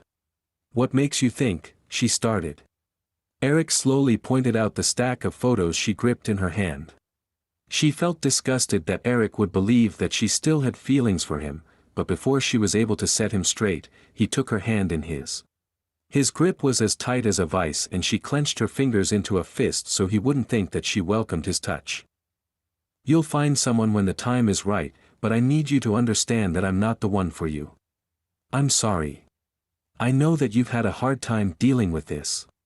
When you heard that I was here for Christmas, I'm sure you thought this might be our opportunity to work through some things, but that's just not going to happen. Stephanie and I are." He paused, and she could see him struggling to say something. She let him go through it, deciding that there was no point in telling him that she no longer wanted to be with him. Let him think what he wanted. Her mom had likely played a huge part in his belief that she was still in love with him. "I think you should know that Stephanie and I are engaged." He said it gently, like he was afraid she might fall to her knees and wail at the news. "Congratulations, I hope you two will be very happy," she said simply, and the look of shock on his face felt like a tiny victory. "Wow, okay. Thanks. And I'm sure we will be." He said it smugly, like he wanted to make sure she knew that he was finally with the right woman. Eric backed out of her room without another word. Brea glared at the photos before tossing them into the trash can beside her vanity and decided that it was time to go downstairs to join her family and face the music. They were all congregated in the living room, save for Brandy, who was hovering over the stove in the kitchen. Their mother hadn't cooked a Christmas dinner since Brea and Brandy had come of age to do it themselves. Mrs. Nelson already had a cocktail in hand, while Mr. Nelson had fallen asleep in his recliner. Eric and Stephanie sat across from Mrs. Nelson as the three of them chatted. There was no denying that Stephanie was beautiful. Tall and slim with long blonde hair and blue eyes, but she also had more makeup on than she needed. She was wearing a knee-length red dress, far too skimpy for the northern winter months. Still, Brea played nice and introduced herself, then turned to her mother who, instead of greeting her daughter properly, held up her glass so that Brea could refill it for her. "It's about time you got here," she slurred. "Glad you could grace us with your presence, sweetheart. We've put our entire Christmas on hold for you. Have you any idea the amount of work I've put into today? Cleaning, decorating, and cooking. But that's our selfish Brienne. Right, Eric?" "Oh, I don't know about that," Eric replied, looking a little uncomfortable. Stephanie gave her a sympathetic smile. Brea turned on her heel without a word and headed for the kitchen. The worst plan for the day would be to allow her mother to sober up. She was actually more tolerable when she'd had a few drinks. It allowed Brea to laugh at her without repercussions when she inevitably tripped on something invisible. "Hey, you," she said to her sister, slamming the glass on the kitchen counter. "How about a hug?" Brandy had just pulled a sheet of sugar cookies out of the oven, but when she saw Brea, she quickly placed the sheet on the stovetop and reached out to wrap her arms around her sister. "Oh, thank God you're here. I couldn't stand it a moment longer." Brea finally laughed and stepped into her sister's embrace. Brandy always made everything feel better. Her sister looked as pretty as ever with her hair in a perfect bob, but Brea could see the tiredness in her eyes. "I'm sorry.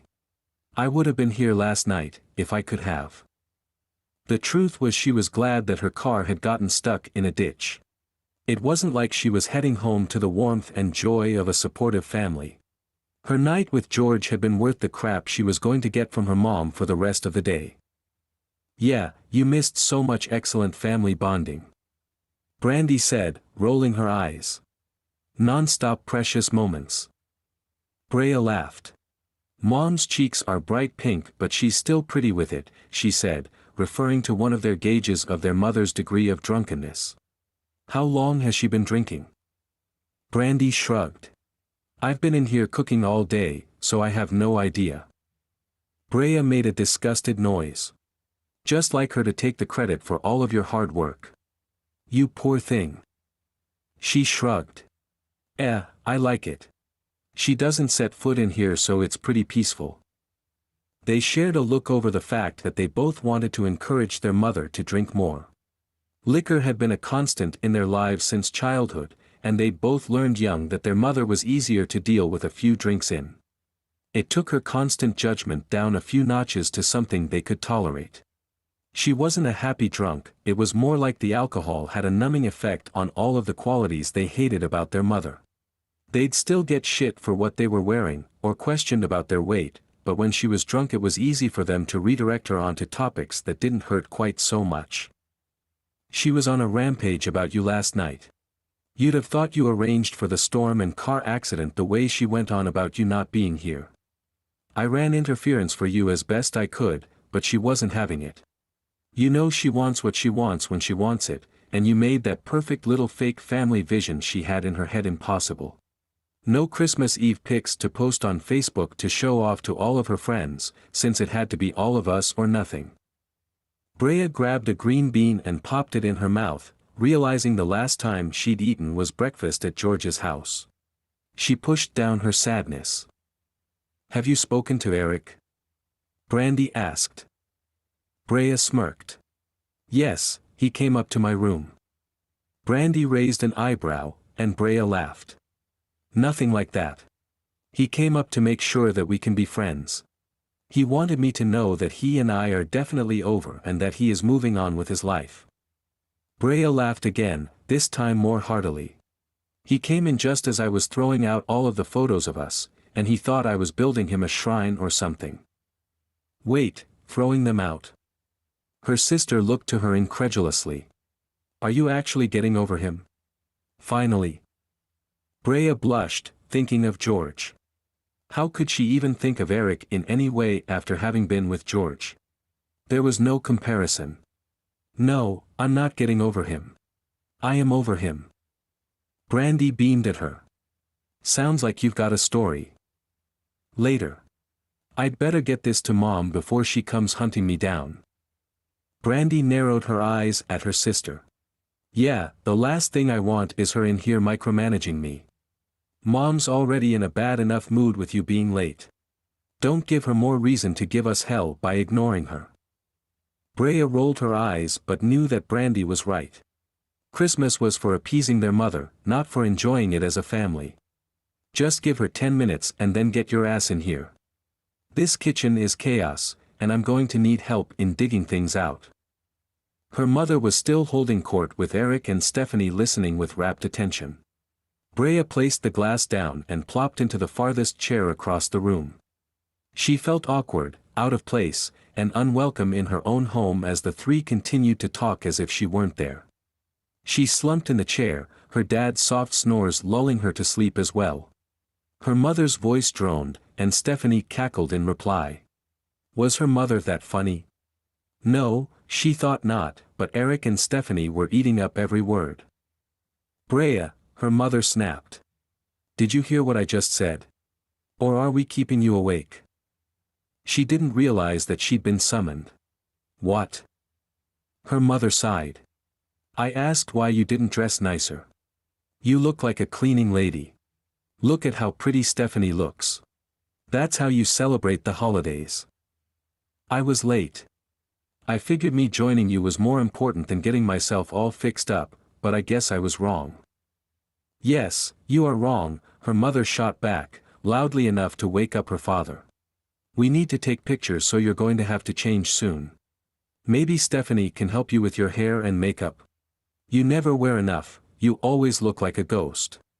Stephanie, can you fix her up for photos? It was the final straw. That's it. Brea shouted, and the room went silent. I don't need any fixing up, okay? This is a family dinner, not a visit to Buckingham Palace. And speaking of family, what are they even doing here, Mom? She pointed towards Eric and Stephanie, who both looked as shocked by her outburst as she felt. Eric and I are no longer together, and we never will be again. He is not a part of this family and never was, so why is he in my house, spending Christmas with my family? Her mother feigned surprise, exaggerating her shock and concern for Brea. I thought you would be happy to see Eric and meet his bride-to-be. I don't understand why you're so upset. He's been a part of our family forever. That's not changing just because he found someone else. Well, it should, because it's weird, she shot back at her. Eric, Stephanie, don't you have your own families that you should be with today? They both shrank into the couch, looking uncomfortable at being singled out. Well, I thought it would be nice, Eric started.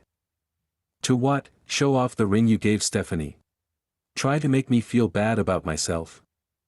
He flinched. And what about you, Stephanie? Do you even want to be here? I mean, how weird is it to hang out at your fiancé's former fiancé's family's house? Just saying those words feels insane. Everyone turned to look at Stephanie, even her out-of-it father. Well, it wasn't exactly my idea, Stephanie said in a soft voice, her eyes downcast. Brea could almost feel her mother's glare from across the room. She could tell by the way the woman was sitting ramrod straight in the chair, clutching her tumbler, that she was preparing for battle.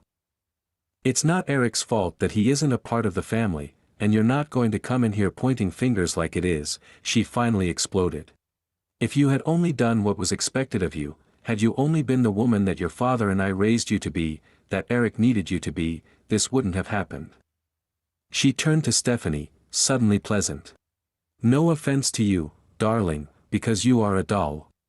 I only mean that had my daughter been half the woman you are, things might have gone much differently for her. Stephanie looked down at her hands folded in her lap. Brea stood there incredulously as her mother continued berating her.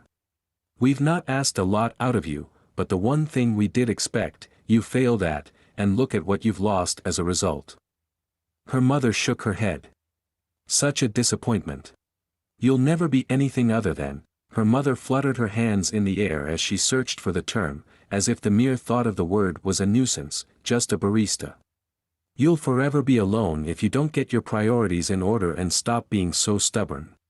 What man is going to want you when you're so headstrong? Maybe you'll learn a little something from Stephanie. Like figuring out how to be a real woman. The last words echoed through the room like a slap. Brea saw that Brandy had come out of the kitchen and was hovering in the shadows of the dining room, ready to leap to her defense if she needed her. But she didn't need her sister. For the first time, she felt strong enough to face her mother's bullshit on her own.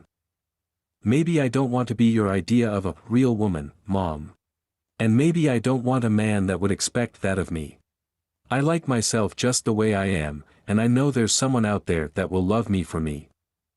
Her mom's expression went from angry to shocked. She glanced around the room to see how Brea's response was landing, and it looked like her mom was trying to come up with her next plan of attack.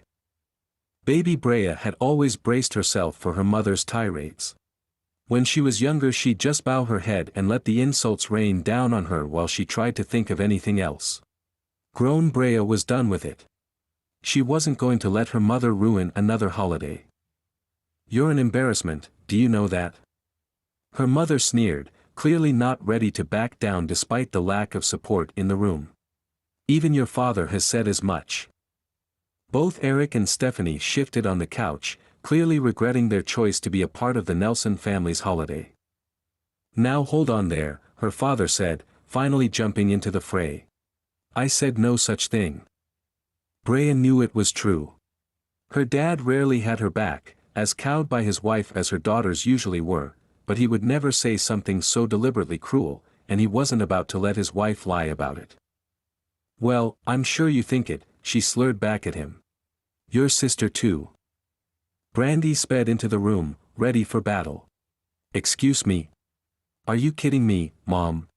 You know Brea is my best friend, and she does too. Don't try to pit us against each other, because it's not going to work.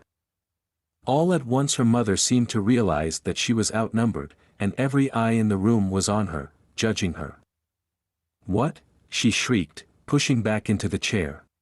Why is everyone staring at me? Because we can't believe that we let you ruin another Christmas, Brea said in a low voice. This isn't what any of us want, Mom. Oh, is that a fact? She asked in a sneering voice. Well, if I'm so awful then why don't I just disappear? Would that make you happy? Huh? I'll just go to my room and cry, and when people ask about my holiday I'll tell them exactly what you all did to me. She struggled to get out of the chair, sloshing liquid onto the floor, then tipped back the rest of the drink and slammed the empty glass onto the end table beside her. No one tried to stop when she stomped out of the room. Well, Merry Christmas to you too, Brandy muttered, staring after her mom. I think it's about time for us to leave, Eric said, sounding shell-shocked. Yes, that's probably a good idea, Brea said. As much as she wanted to stay angry at him, she knew that Eric had been more clueless than unkind. To him, showing up for the Nelson family Christmas celebration felt normal. Hopefully now he understood exactly how awkward it was, and how little sense it would make for him to be there going forward. He and Stephanie could make their own family, there was no need for him to be a part of hers. Stephanie followed him out, grasping at his hand. She shot Brea a sympathetic smile as she exited, and Brea couldn't help but feel a little bad for her. It wasn't Stephanie's fault she got wrapped up in the madness. Well, girls, that's that, her father said as if what had just happened was of no consequence. Shall we open presents now? Brea shook her head. Emotionally tone-deaf as always, but at least the guy tried to keep things normal. No, not yet. I think I want to cool off and take a walk, she answered. Want me to come? Brandy asked. She met her sister's eyes with a tight smile. No, I'm okay, thanks. I won't be long. Brea walked to the front hall and pulled on her jacket. She caught a glimpse of herself in the long hallway mirror and realized with a shock that her mother was right, she did look like a cleaning lady, still wearing the same outfit she'd had on the day before. She grabbed her hat and pulled it down over her ears. The afternoon light was fading fast, and it was going to be cold outside. Her parents lived on a cul-de-sac where all of the houses looked like they'd been decorated by professional set designers for the holidays. The house to the left had two massive nutcrackers flanking the door, and the one on the other side was covered with sparkly snowflakes. The air was icy, but she welcomed the cold after feeling claustrophobic inside the house. As she walked, she peered into the windows of the homes as she made her way past. It was tough not to feel a little down as she spied on the happy families enjoying one another. There was a group eating a meal at a long dining room table, and another in the next house dancing around together. In the next one, she saw the shadows of a couple against the blinds, embracing. Brea sighed and shoved her hands deeper into her pockets. She was fine. Her family would wake up the next day and pretend that nothing had happened and continue on like everything was normal, until the next blow-up. At least she had her sister.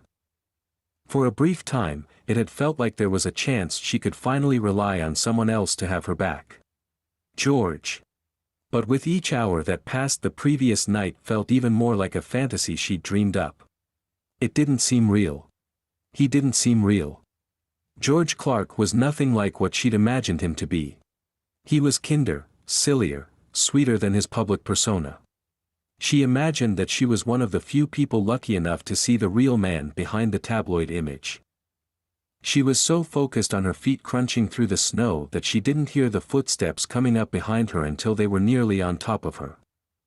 Merry Christmas. Brea spun around, shocked that someone else was outside in the cold instead of gathered around the tree with their family. It wasn't possible. There was no way he was here, on her street, looking like he was headed to a formal event in a black cashmere coat and bright red scarf. George. How? What are you doing here? Why? She couldn't form coherent sentences, so overcome by the fact that the man she'd just been fantasizing about was standing a few feet away from her. He smiled and Brea felt warmth rush through her. I'll answer your questions in order, he said, still grinning. Question number 1, yes, it's me, George. Question number 2, how? He pointed over her shoulder to the same black sedan that had dropped her at her car that morning. I have the resources to find anything and everything. Tracking down your parents' address was a cinch. Question number 3, what? I'm hoping that we can talk for a few minutes even though I'm stealing you away from your family on this special day. Brea hid a smirk. And why? George walked over to her and grasped her arms, his hands so big and strong that she could feel the squeeze through her thick down jacket.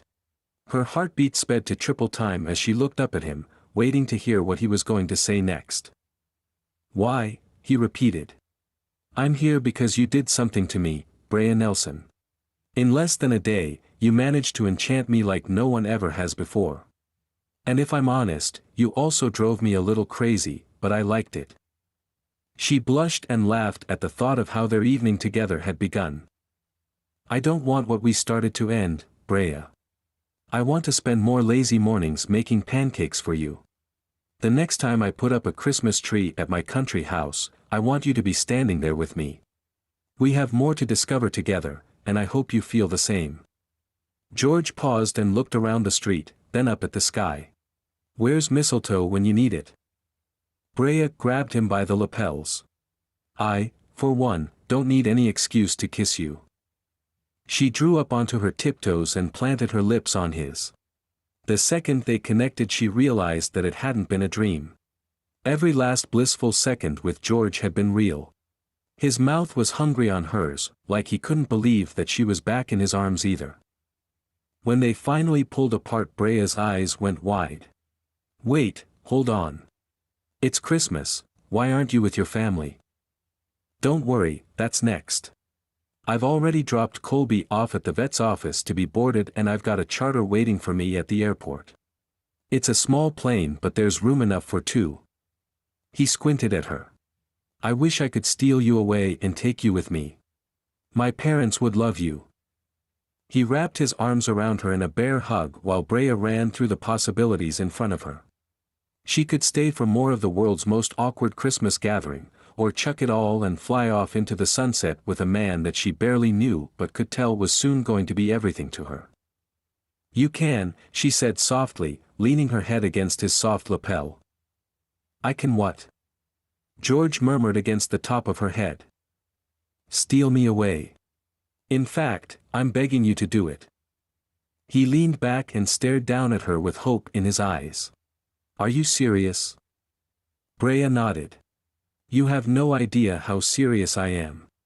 The only problem is I didn't pack any of my good stuff. I only have jeans with a few dressy tops. I don't feel right meeting your parents. Stop. They're not like that, they won't care. But hold on, you really want to leave your family on Christmas Day? Oh, do I ever? She gave him a cheerless grin. Trust me, they'll understand. Well, my sister will, and she's the only one whose opinion matters to me. If anything, she'll be jealous that she can't come, too. He tightened his grip and hooped, sweeping her into a spin that made her laugh with delight. Brea, that's amazing.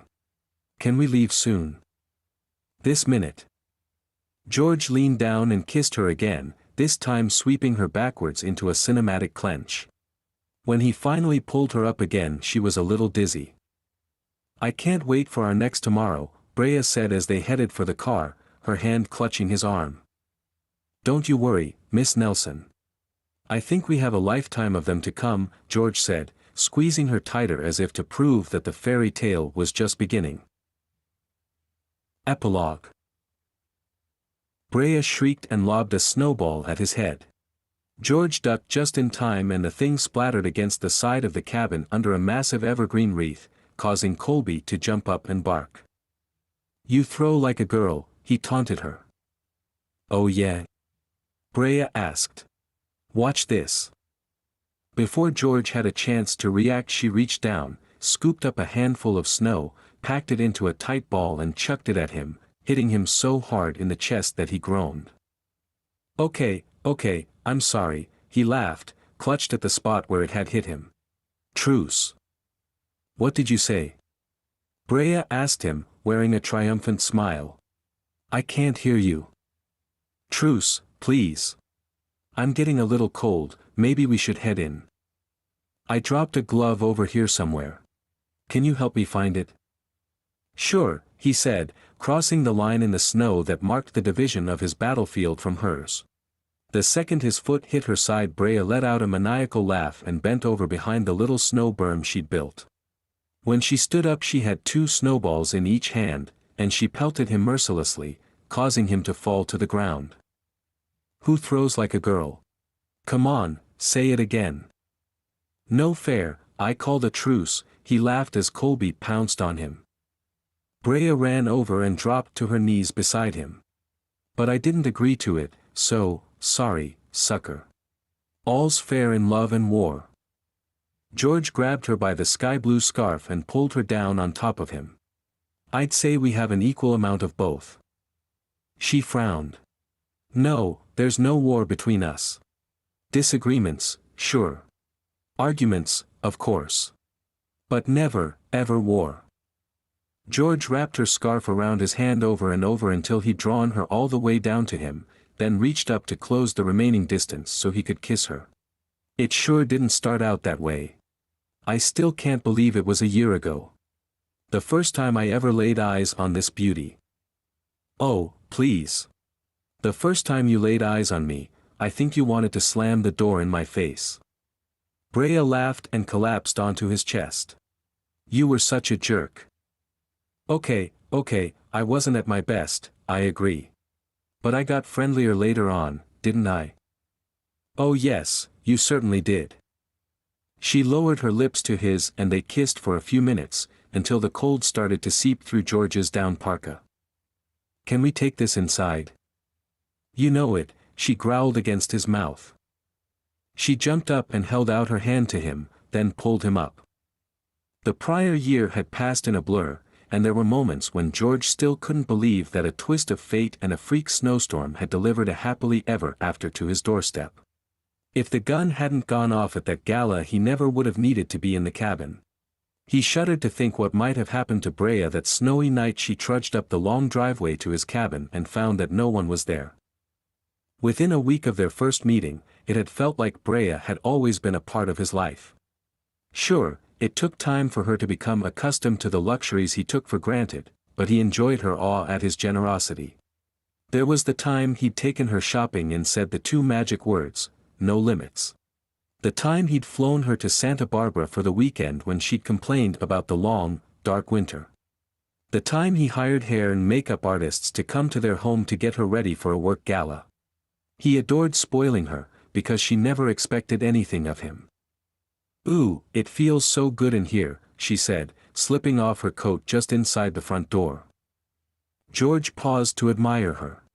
There were no more ripped jeans and ratty sweatshirts. Brea looked up Ray's ski-ready and slim-fitting black all-weather pants and the blue and white patterned sweater they'd bought in Switzerland. She turned and caught him staring. "What?" she asked, smiling at him. "You," he muttered. "You're so damn beautiful." Brea dropped her head and looked bashful. "Stop." "Never." George shrugged off his coat and tried to calm his nerves. "Want something to warm you up?" "Yes, please. I'll take a glass of brandy, and I'll meet you by the fire."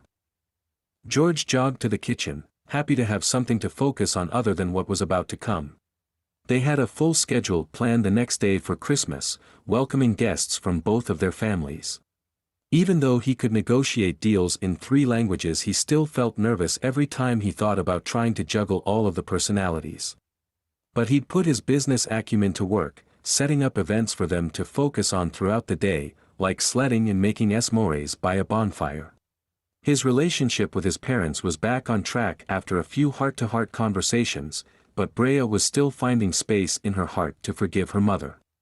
After the disastrous Christmas the year before, they realized that something had to give, and the pair had slowly worked their way to a more stable version of a mother-daughter relationship.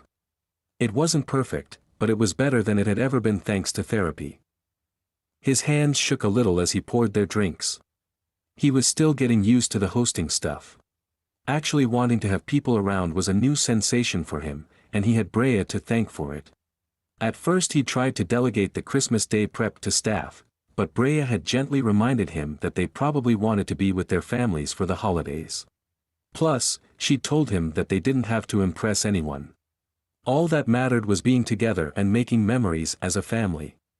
They'd prepped the turkey, various casseroles, vegetables and desserts as a team, laughing their way through all of it. George took a long draw from his glass of whiskey to steady himself, then walked back into the great room. "Hey, B. Where are you?" "Over here." Brea's voice was husky and George immediately knew what it meant. He glanced around the room eagerly. "Look down." George walked closer to the massive fireplace and nearly dropped the drinks. "Holy shit, woman." Brea was naked beneath the very blanket they used the night they made love for the first time. The blanket was positioned low on her back, barely covering her ass, with the 2 dimples he loved peeking out. She was propped up on her elbows with her forearms strategically placed so he could see the swell of her breasts but not her nipples, and her bare feet were kicked up behind her playfully. There was a red bow on top of her head. "Merry Christmas, baby. Do you like your present?" The fire turned her skin golden, and he longed to run his finger down her back, to trace kisses along her spine until she giggled and moaned. He felt pressure building but he shook his head. Brea frowned. "What's wrong?" "Absolutely nothing. My life has never been righter. But I need to focus for a minute." She sat up, giving him a tantalizing glance of her bare breasts before pulling the blanket around her shoulders. "I'm listening," she said with a worried expression, always ready to give him the space he needed to express what was on his mind. But this time, she had no idea what was coming. George dropped down beside her, so close that their shoulders touched. He always wanted to feel her near. Her touch calmed him. "Brea, I'm convinced that it was fate that brought you to my doorstep. We were meant to meet." She finally smiled at him and reached out to smooth his hair behind his ear. "I agree. This past year with you, I can barely even put it into words. You've made me happier than I ever thought I could be. Than I thought I deserved to be." "Me too," she murmured, her eyes focused on his mouth like she just wanted him to finish talking so she could have him. "And I want to feel this way forever. That's why, he paused to pull something from his pocket. "That's why I'm asking you to be my wife." Brea stared at him wordlessly, like he was speaking a language she didn't understand, then looked down at the ring clasped in his fingers. "Wait. Brea Nelson, will you marry me?" Silence. George waited as he watched the thoughts take shape in her head.